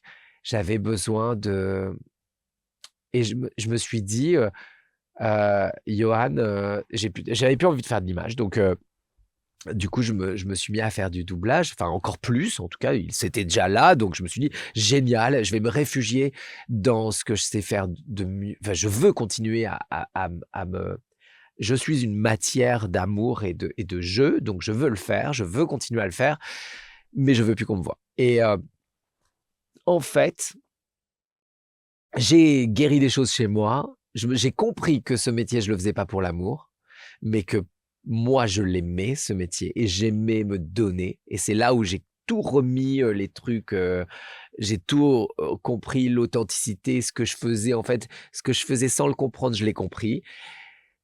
Je me suis mis à l'ombre, on va dire, à continuer à jouer, à m'investir et à commencer un terreau, de me dire, tiens, je vais aller encore plus profond sur ça, je vais aller faire ça, je vais faire ça. Et d'un coup, je me souviens, j'étais en Angleterre, je voulais carrément partir là-bas. Et je vivais déjà là-bas. Et on m'appelle pour une pièce de théâtre et je dis, ah non, mais moi je veux pas refaire, non, oh là là. Et j'ai adoré. Et je me suis dit, ah, en fait, j'avais envie de refaire du théâtre. Et puis après, on m'a rappelé pour quelques tournages et j'ai dit, ah ouais, mais non, je veux plus qu'on me dise que j'étais pas assez, pas beau, pas ceci, moins. Et puis que les gens on se rend pas compte, mais on reste des humains. Enfin, d'un coup, l'échelle, elle est énorme. Le nombre de critiques qu'on peut endosser, et c'est énorme, en fait. Et à un moment, si t'es pas assez fort, si t'es pas entouré, si t'as pas eu une enfance qui t'a construit, où t'es sûr de toi et confiant, bah tu tombes. Et moi, je me suis un peu pris les pieds dans le tapis. Et encore, j'étais très intelligent, c'est que j'ai pas voulu arrêter de jouer et j'ai continué à jouer dans les doublages. Et bizarrement, là où je pensais me réfugier, ben j'ai construit des rôles voyants en fait, et où on a eu envie, je ne sais pas pourquoi, de me voir à la lumière encore. Et c'est en fait la voix qui m'a fait revenir à la lumière. Donc, et ça a été très dur pour moi, les réseaux sociaux au début. Je voulais pas, j'étais sur aucun réseau social avant, et du jour au lendemain, il m'est arrivé un truc très hard, et du coup, je me suis dit, mais en fait, mais on s'en fout, mais je m'en fous qu'on m'aime pas, que machin. J'ai envie les gens, enfin, je sais pas, j'avais envie de liens, de dialogue, de partager ma passion. Et les réseaux sont arrivés, je les ai faits, je me suis éclaté, je me suis vu à quel point, encore une fois, j'ai ressenti comme si comme si les gens m'avaient attendu. Ils se disaient, ah, enfin, t'es arrivé au dîner, c'est pas trop tôt, putain, il était tard. Et tout le monde était là, j'ai des abonnés de partout, et j'ai eu envie de partager. Alors, pendant le Covid, avant et tout, j'ai fait un grand travail où je me suis dit, en fait, c'est pas juste que je ne montre que le Johan acteur. J'ai envie d'être un livre ouvert sur ce qui m'est arrivé et pourquoi je joue comme ça, ou pourquoi ce thème et tout. Et en faisant ces recherches, en l'écrivant, etc., pour mon site internet, je me souviens, en fait, j'ai fait un truc énorme en moi. Et du coup, du jour au lendemain, j'ai sorti mon site internet où j'ai raconté ma vie, ma vraie vie, mon parcours, avec des belles images pour pas choquer et tout. Et je me suis dit, mais en fait, j'ai pas à avoir honte de mon parcours. Parce qu'avant, j'étais vraiment le Johan qui sourit et tout. Et souvent, les gens qui sourient, c'est pour dire qu'ils vont bien, pour que personne se pose de questions, pour pas qu'on vienne justement se poser des questions sur sur ce qui va pas. Et du coup, j'ai eu envie juste de partager un truc sur Internet où chacun a le droit d'aller voir s'il a envie. Mais moi, c'est plus un sujet. Ce chemin, il m'a construit, mais c'est plus un sujet. Donc, il m'appartient plus. Je l'ai mis sur mon site. Si les gens ont envie de comprendre le pourquoi du comment. Et d'un coup, je me suis dit, mais ça, en fait, d'un coup, il y a des gens de KD2A qui sont revenus sur les réseaux pour me dire, tu sais, tu m'as dit ça à l'époque à France 2, parce qu'il y avait les blogs à l'époque de France 2. Et grâce à toi, je me suis pas, j'ai pas fait de conneries, je suis devenu un tel. Tiens, regarde mes enfants. Mais en fait, il y a quelque chose qui s'est mis en route chez moi. Je me dis, mais tout ça, c'était pas pour rien. Et ça existe. Et au lieu de le mettre encore dans l'ombre comme avant, je me suis dit, ben, je vais tout mettre à la lumière maintenant et je vais tout faire exister parce que on n'est pas longtemps ici et je ne revendique absolument pas d'avoir changé quoi que ce soit. J'ai juste été. Voilà. Et c'est vraiment sans prétention de me dire, au moins, il y aura du lien tant que je suis là. Et puis, créons, amusons-nous, mais c'est la voix qui m'a fait revenir à la lumière. Et c'est marrant ta question parce que moi j'ai plutôt une vision de me dire j'ai souvent cherché l'ombre pour me cacher et que c'est la vie ou l'amour des gens qui m'a fait revenir dans la lumière, mais pas moi. Bah justement, l'influence, les réseaux, t'en parlais. Ouais. Qu'est-ce qui t'a décidé à autant t'investir maintenant là-dedans ? C'est qu'en fait, j'ai compris tard, parce que je suis pas depuis si longtemps que ça, que c'était un média. Et que pour la première fois, ce média, il est à moi. Et personne ne peut me dire, tu dois dire ça, tu dois faire ci. Donc je me suis dit, mais c'est vraiment l'apothéose de tout ce que je vis. C'est génial, je vais pouvoir... Et c'est risqué parce que moi, quand j'ai commencé à parler du harcèlement, du suicide, de plein de choses, des thèmes qu'on peut, ou la perte de quelqu'un, ou la comédie, enfin, tout a des résonances. Et je me suis dit, putain, je suis le seul à faire ça. Enfin, c'est risqué. Qu'est-ce qu'ils vont penser les gens ? Ils vont se dire, putain, il a pété un câble, et il est fou, quoi. Et enfin, je n'ai pas vraiment réfléchi. Je me suis dit, mais non, moi, je ne réfléchis pas. De ça, c'est quand j'ai envie, je fais. je suis toujours dans un, ma grand-mère me disait tout le temps, il y a ceux qui font et ceux qui jugent. Et moi, je suis toujours dans le faire, de le pratiquer. Je m'imagine toujours faire. Elle est bien, ta grand-mère, j'aime bien. Ouais, je l'aime d'amour, mon petit bébé. Et j'ai eu beaucoup de chance de croiser son chemin. Et du coup, je me suis dit, mais je vais faire. Et il y a eu un engouement que j'ai eu beaucoup de mal pour mon cerveau à comprendre ce qui se passait, que des milliers de personnes, tu vois, il y a des sites qui se créent, Sauveur Family, les machins, les trucs, enfin ça devient... Et derrière, il y a les conventions où d'un coup, tu vois ces milliers de personnes qui sont inscrites sur ton Instagram et TikTok et tout, qui sont là. Enfin, tu vois, t'es là, waouh, attends, ouais, en fait, 300 000 personnes, ça existe pour de vrai. Tu vois, c'est fou. C'est fou. Et les réseaux, j'ai adoré parce que là, c'est mon média. Je raconte ce que je veux. Okay, c'est la liberté d'expression. C'est la liberté de montrer ce qu'est notre métier, de montrer je dis ça parce que maintenant j'ai une vue d'ensemble, pardon le micro, j'ai une vue un peu d'ensemble de pourquoi j'ai fait. Mais encore une fois, c'était à l'instinct. Mais je me dis, c'est aussi personnifier les voix aussi. Parce qu'on n'est pas que des voix. Céline Monsara n'est pas qu'une voix. C'est une personne extraordinaire. Ivana n'est pas qu'une voix. C'est une personne, une âme incroyable. Tous ces gens, Emilou Holmes est une déesse incroyable pour moi. Vanessa, enfin, j'en ai 50 000 comme ça. Et ces gens-là, j'ai envie qu'ils aient leur voix j'ai envie d'être un média de ça aussi.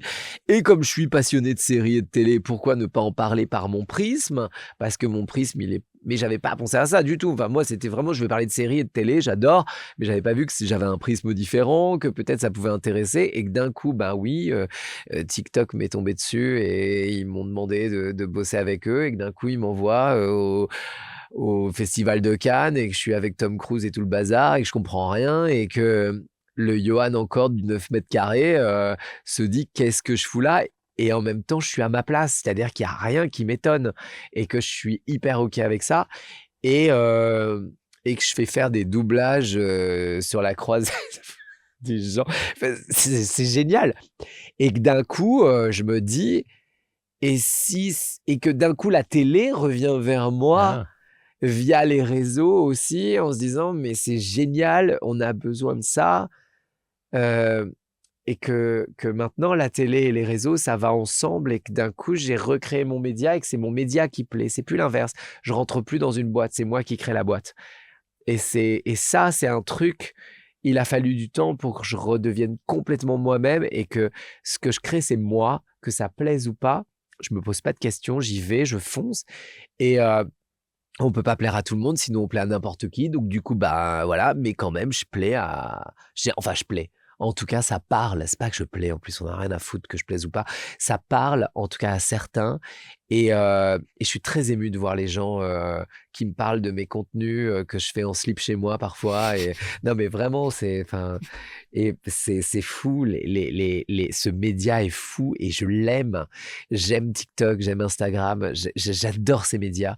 C'est des médias où d'un coup, je vais me lever à 2h du matin avec une idée, une envie de tourner. J'allume les trucs. Je suis en slip pour de vrai, certains trucs. Et juste, je vérifie vraiment pendant toute la vidéo si on voit pas que je suis juste en t-shirt et en slipos, et que je suis là, ouais, c'est bon, allez hop, on poste, tu te réveilles le lendemain matin, ça a fait 1 million de vues, et tu te dis, il y a 1 million de personnes qui sont susceptibles de m'avoir vu en slip. C'est génial. Et j'ai rencontré des créateurs de contenu extraordinaires. Et quand je te dis extraordinaire, c'est que là, on touche à ce qui me plaît le plus chez l'humain. C'est la différence et l'activation artistique de sa différence. C'est-à-dire que je suis tombé sur des gens qui cuisinent, qui font des trucs de dingo, des gens qui sont autistes et véganes et qui vont faire de la cuisine végane, et qui m'autorisent moi aussi à être différent, qui t'autorisent à toi à être différent si tu les regardes, qui en fait, qui tu vas choisir de suivre, va t'autoriser à être aussi génial que la personne. Et je tombe sur des gens extraordinaires. Qu'est-ce que tu vas chercher toi qu'est-ce qui t'intéresse dans ce jeu des réseaux? Est-ce qu'il y a une course à la fame un peu? Non, Tu parlais des autres influenceurs. Oui, oui. Ah non, mais quel ça est le existe. rapport avec les autres influenceurs? Alors, c'est très rigolo, c'est que je suis arrivé, tout le monde me connaissait. Enfin, c'est trop bizarre, quoi. Je suis arrivé, ils font « Ah, Troy Bolton, machin. » Enfin, et quand tu as eu un pied dans l'enfance de quelqu'un, je pense que tu l'as pour toujours. Et que ce soit KD2A, High School Musical, les frères Scott. Moi, j'ai des réunions avec TikTok où ma première réunion... non, mais si les gens savaient... je vais le dire, du coup. Moi, j'ai reçu un mail. Je croyais que c'était un spam depuis des mois. Et je dis, putain, c'est quoi ce truc? Alors, je vous dis pas l'adresse mail de TikTok, parce que sinon vous allez... Bref. Monslip.com. Ouais, mais c'est un truc un peu particulier et c'est pas TikTok, quoi, tu vois. Et je dis, mais c'est quoi ce truc qui me donne rendez-vous pour TikTok et tout? Et poubelle. Et un jour, on me donne rendez-vous, on me dit, inscrivez-vous, du coup, à un webinaire. Et on parle ensemble et tout, je sais pas quoi. Je dis, bon, voilà, ils peuvent pas m'arnaquer, quoi, tu vois. Enfin, webinaire, je vais pas rentrer des données. Donc, et je m'inscris, mais j'oublie complètement. Là-dessus, je pars en doublage à Lille. Et là, je vois un rappel webinaire. Voici le code pour rentrer sur la chatroom. Je fais, oh putain. Et j'étais dans le train. Je me mets donc en retard, je me mets vite à ma place et tout, je me mets sur le webinaire, je dis c'est quoi ce truc alors? Et je me mets et là j'oublie, j'avais pas entendu qu'il fallait enlever les micros et tout. Et là, il y a les annonces de le train pour Paris, gna gna gna, veuillez, puis vas-y, va prendre des trucs, voilà, le truc bar, le wagon bar, machin et tout. Et là, je vois Camille de TikTok qui dit oui, pour le micro, qui est dans le train? Et moi, je dis, ah putain, en partance j'ai mis pour ma Lille. vidéo et tout, et je vois qu'on est quelques créateurs de contenu. Et qu'en fait, il me donne des clés de contenu, mais génial. Genre, TikTok, il vous demande d'être authentique. Et elle me dit le mot pour lequel je vis, en fait, et je fais ce métier. Et je me dis, mais je suis tellement au bon endroit. Il me parle d'authenticité et je vois des gens incroyables. Puis après, je les rencontre et je les vois tous habillés de façon complètement... différentes. Je vois Arthur, un jeune homme qui est dans un fauteuil, que j'adore, qui fait du contenu incroyable. Je vois un mec qui ramasse les poubelles dans le monde entier et qui est un éboueur et qui ramasse les poubelles dans le monde entier, qui est passionné de ça. Je vois Manu Solidaire qui fait des lives pour récolter de l'argent et il parle à tout le monde toute la journée. Et il fait la cuisine le soir en faisant ses lives et il va donner ça à des homeless toutes les soirées avec son petit vélo et tout. Tous ces gens-là, je commence à les découvrir, à les adorer et ils m'apprennent beaucoup. Je leur partage bien évidemment qu'est-ce que c'est que d'être sous les projecteurs, les machins, les trucs, ou en doublage, ou sur tout ça, les fascine. Et notre lien, c'est qu'on est, je pense, tous excités les uns des autres et qu'on adore ce que fait l'autre. Et oui, il y a une course à la fame chez certains. Je vais pas te cacher que j'avais encore cette discussion aujourd'hui, que j'étais très déçu parce que j'ai découvert que certaines personnes, alors qui n'étaient pas mes amis, mais que je vois à des avant-premières, je vais en avant-première quasiment tous les soirs pour découvrir. Parce qu'après, ce qui est génial, c'est que je travaille avec la Warner, HBO et tout. Et je découvre des nouvelles séries sur lesquelles je suis ou pas, mais que c'est fantastique d'être avec Maggie Gyllenhaal. L'autre jour, je pleurais parce que Maggie Gyllenhaal est une réalisatrice et actrice incroyable et investie à un point de fou, et que là, elle va sortir The Bride, un film magnifique, et que je l'ai devant... Enfin, c'est dingo, et elle est là pour répondre à notre question. Et je me dis, mais j'ai tellement de chance. Et oui, derrière ça, y a des gens qui prennent la grosse tête, mais c'est partout. C'est en doublage, c'est d'un coup le pouvoir plus la fame, plus l'argent, plus ceci. Ça peut faire péter des plombs à certains. Ça s'appelle des vagues. Moi, je me dis, bon, allez, là, c'est quoi ton remède à toi? De 9 mètres carrés de ma grand-mère. Vraiment. Les bases? Mais je sais d'où je viens. Je ne serai jamais plus que... Je ne pourrai jamais prétendre être un dieu. Ça n'existe pas. On a des appointances, on a des dons, tous. Tous, on a un don. Ça peut être le don d'être une maman incroyable qui aime élever ses enfants. Ça peut être le don d'une personne qui adore faire à manger. Moi, j'ai une copine, elle fait à manger mais elle met de l'amour dedans, quoi. Quand elle fait à manger, c'est fou. Et elle le dit elle-même, j'aime vous donner de l'amour. Et voilà, ce sont des dons, des vrais dons. On a tous quelque chose. T'as des gens qui entendent des choses incroyables, tu le sais mieux que moi, et des ingé-sons qui vont te faire des trucs parce que c'est englobé de quelque chose. C'est un don, tu ne peux pas l'apprendre en cours. Et moi, j'ai eu ça, et comment je l'utilise? Mais ça ne fait pas de moi un dieu. Moi, je vois ça comme un sac à dos qu'on m'a filé. On a tous un sac à dos avec notre don dedans, et que c'est difficile de l'utiliser, ce qu'il y a dans le sac à dos. C'est pas facile parce qu'il faut aller outre la timidité, plus loin que tous ces trucs-là qui nous font souffrir. Et il faut se montrer devant 2000 personnes en disant de la merde parfois, en sachant pas quoi répondre, en ne sachant pas les mots ou articuler sur un truc d'articulation. Et on va se retrouver toujours face à des challenges, et c'est méga OK. Donc moi, ouais, c'est toujours ce 9 mètres carrés où je sais qu'il fallait que j'aille très loin dans le froid pour aller faire pipi ou mes besoins, et que je sais ce que c'est que la vie, en fait. On me l'a appris très tôt. Il paraît qu'influenceur, c'est hyper facile. Tu te pointes quand on t'invite, tu souris devant les photographes, tu fais une story et tu te barres. C'est pas faux. Alors, c'est pas hyper facile parce que déjà, va faire des photos devant tout le monde. T'as déjà vu un photocall?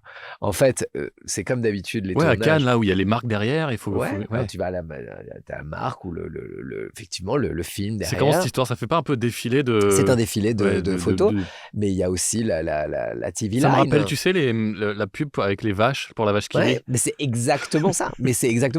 Et ça, t'as 30 photographes ou 10 ou je sais pas combien qui hurlent ton prénom à gauche, à droite, souris pas. Enfin, on t'objectise au maximum, et toi, je pense, c'est le moment où tu es le moins à l'aise dans ta vie. Ouais. C'est-à-dire que tu as une fringue qui n'est pas à toi en général, qu'on t'a filée pour l'occasion, qui est soit trop petite, soit trop grande. Moi, j'ai eu des je fais un 38. Mais grave.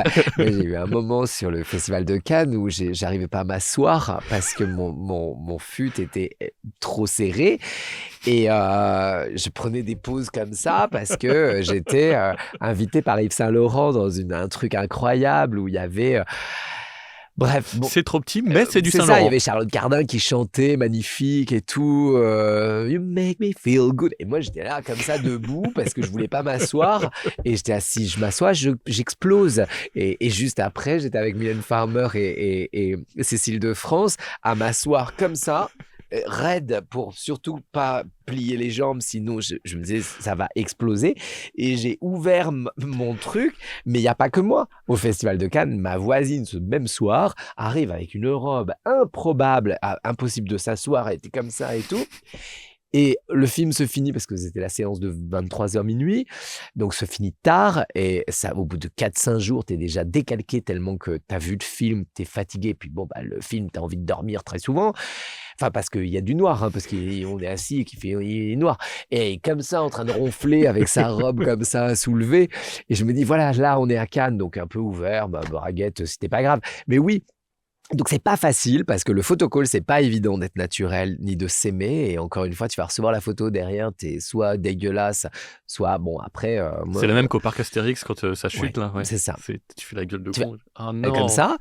Et moi maintenant je le vois comme un manège, et ça fait partie de mon boulot. C'est pas mon ego ni moi que je mets en avant, c'est ce que j'ai, ça représente mes valeurs, ça représente tout. Je suis le représentant de ma marque quelque part, de fabrique, de tout ce que Johan fait.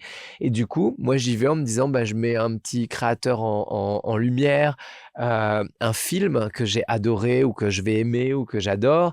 Il y a toujours quelque chose encore l'authenticité, c'est toujours très très présent chez moi, et du coup c'est pas facile. On fait des stories effectivement et tout, mais même moi, on est tous pareils, on s'en parle tous, les créateurs de contenu, parce que c'est vrai que je suis tout le temps avec eux, mais et j'adore faire ça, vraiment, ça, mais j'adore, et parfois j'oublie complètement de faire des stories.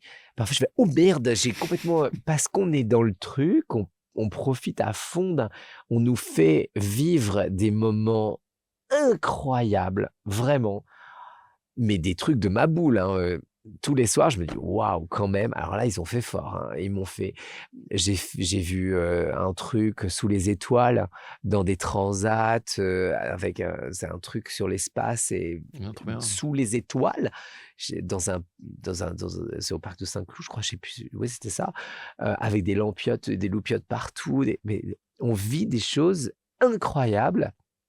Et en même temps, je vois des balles des balles d'époque hyper baroques. On se retrouve dans Stranger Things. T'as vu, les décors étaient incroyables et tout. C'est magnifique. Après, je fais 10 interviews sur la TV Line. Donc, en fait, c'est à la chaîne. Tu fais ça et tu profites pas à certains moments. C'est un boulot. C'est un vrai boulot. Donc, oui, ça peut être facile comme ça. Mais non, ça l'est pas. Je trouve que ça l'est pas. Et c'est pas facile aussi de voir les gens changer, de voir certains qui ont du succès peut-être changer psychologiquement et avoir la grosse tête et redescendre, et les gens qui n'y arrivent pas, qui sont aigris. Il y a tous ces trucs que j'ai déjà vus en doublage, que j'ai déjà vus en tournage, et je me dis, ah, c'est la même recette avec d'autres personnages. Ok, il faut que juste que moi je reste moi, et puis que surtout dès qu'on me dit il a dit qu'elle a pas dit, je dis oh là là, au revoir. De l'extérieur, ça fait un peu stressé. On se dit, est-ce que t'es pas condamné à dire des trucs sympas que tu penses pas forcément, puisque le jeu, c'est de se faire inviter puis réinviter? Très bonne question. Parce que c'est marrant, parce que j'en parlais aujourd'hui. Et je me dis, putain, j'ai eu de la chance, jusqu'à présent, j'ai toujours aimé ce que j'ai vu. Et surtout, encore une fois, quand tu vas voir Avatar et que tu as George Lucas qui est en train de te préparer, enfin, te dire ce qu'il a fait, comment, pourquoi. James Cameron James Cameron, pardon. J'étais parti sur Star Wars, là. T'as James Cameron qui est là, en train de driver Sigourney Weaver et de dire, alors, attends, mets-toi là. Oui, non, mais... Il fait son réel, quoi. Ouais. Tout le temps.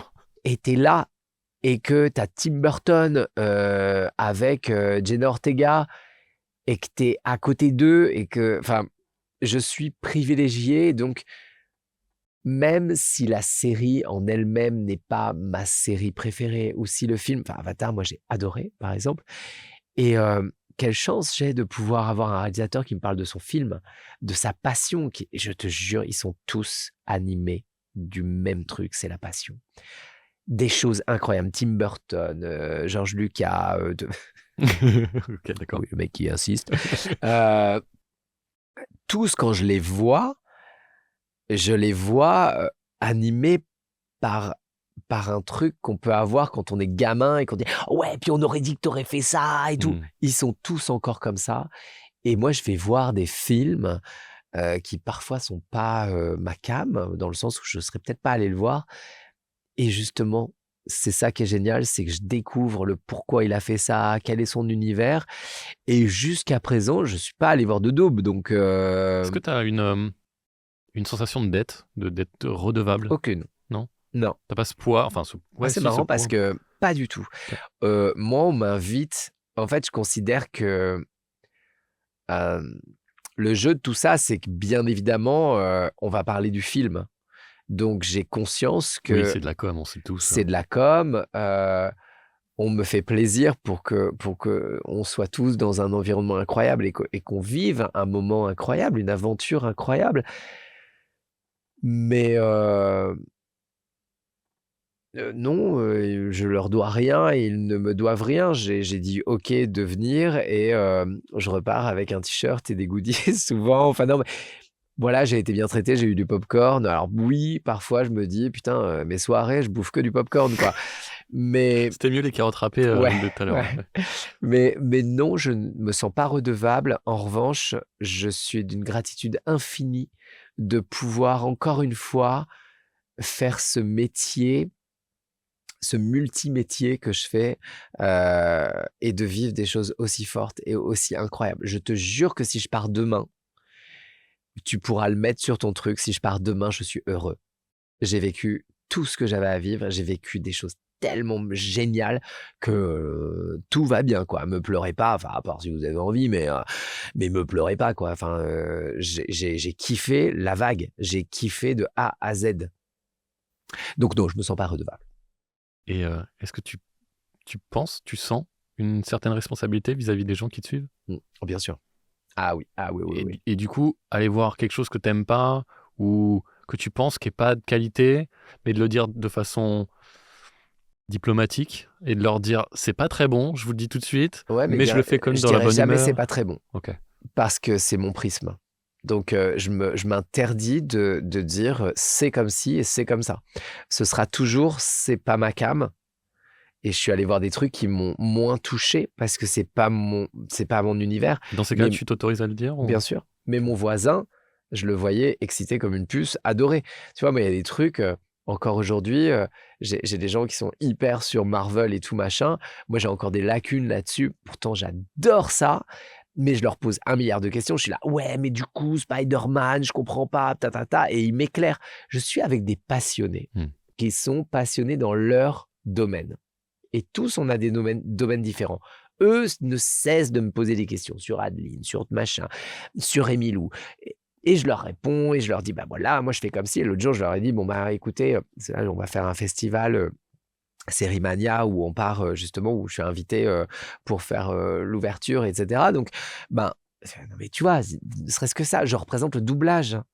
Enfin, c'est juste un cadeau de dire je représente tout le monde et il y a l'IA, il y a tout ça. Donc, genre, je représente l'humanité dans nos voix. Tu vois, il y a une gueule qu'on peut mettre dessus. Il y a Dorothée, il y a Donald, il y en a plein qui le font aussi.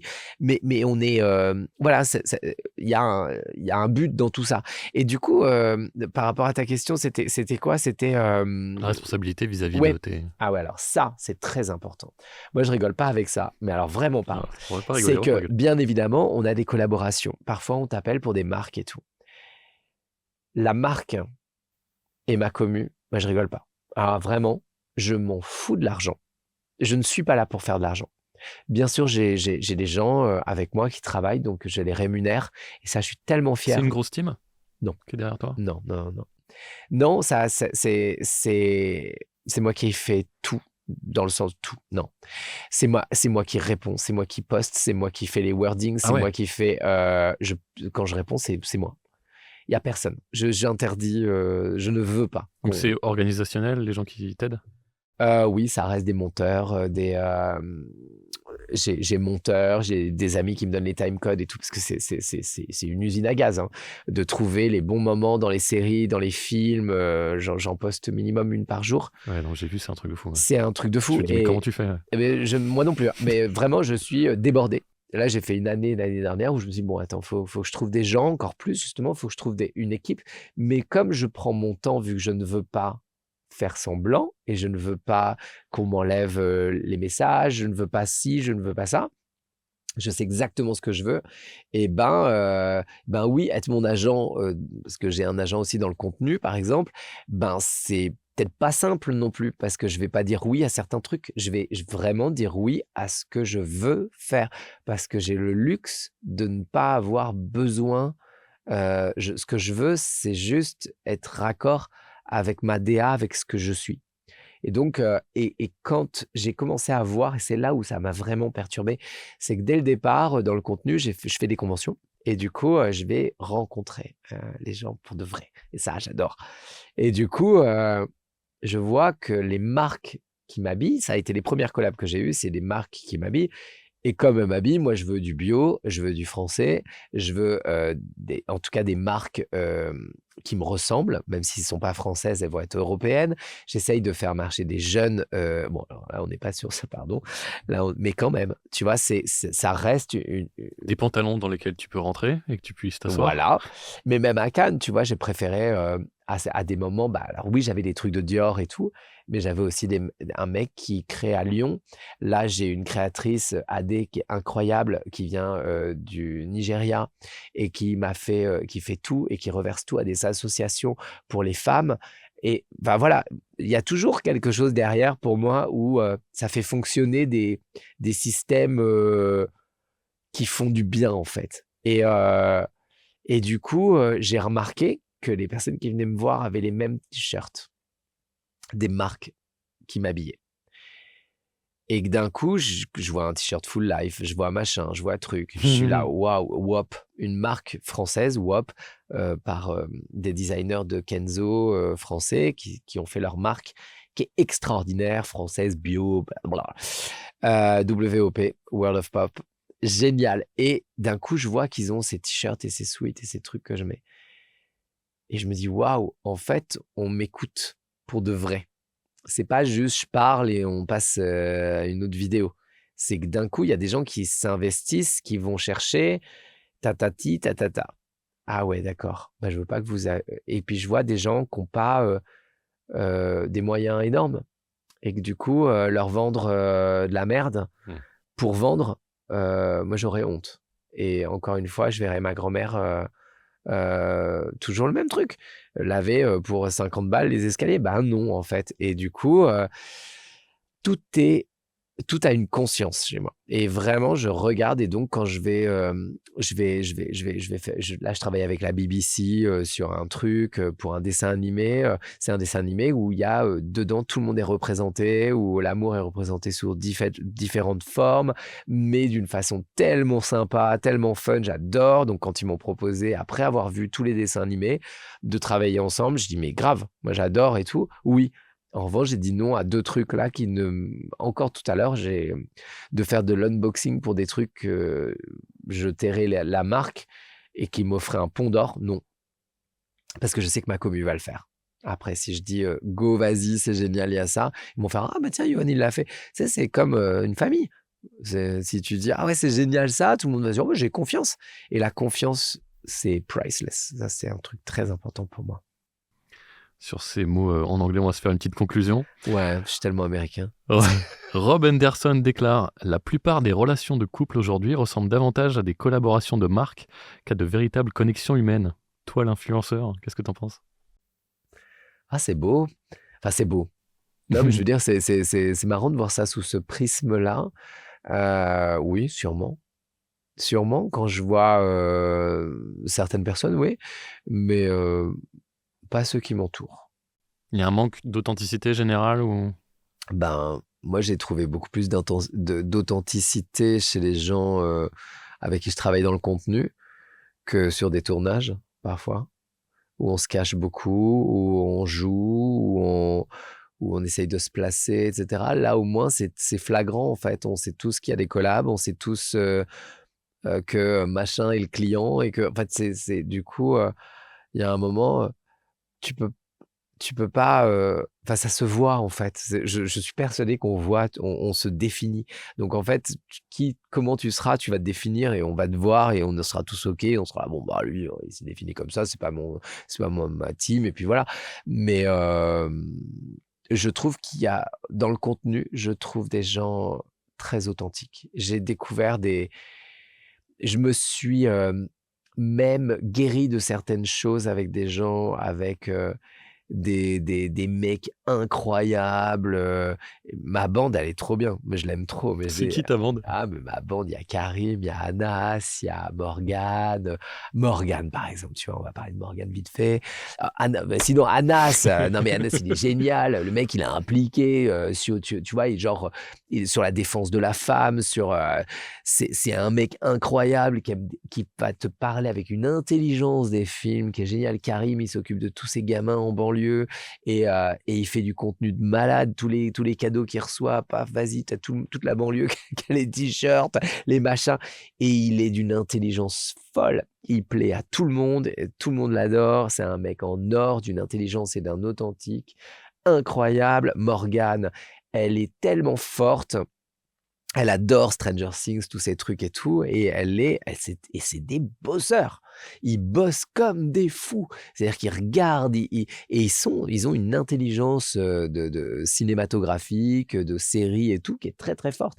Et ils sont ouf. J'ai un couple incroyable, une petite blonde avec un rebeu, pareil, Hicham et Gaël, qui sont...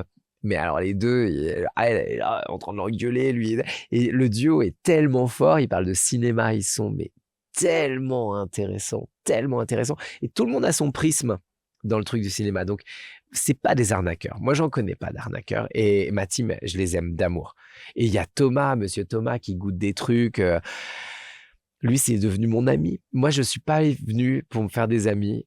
Et en fait, tu repars avec je repars dans mon cœur avec une place. C'est fou. Et vraiment, je m'étais dit, mais non, mais moi, je viens pas pour me faire des amis. Et monsieur Thomas, Mais quel être incroyable. Moi, il m'a appris, Monsieur Thomas.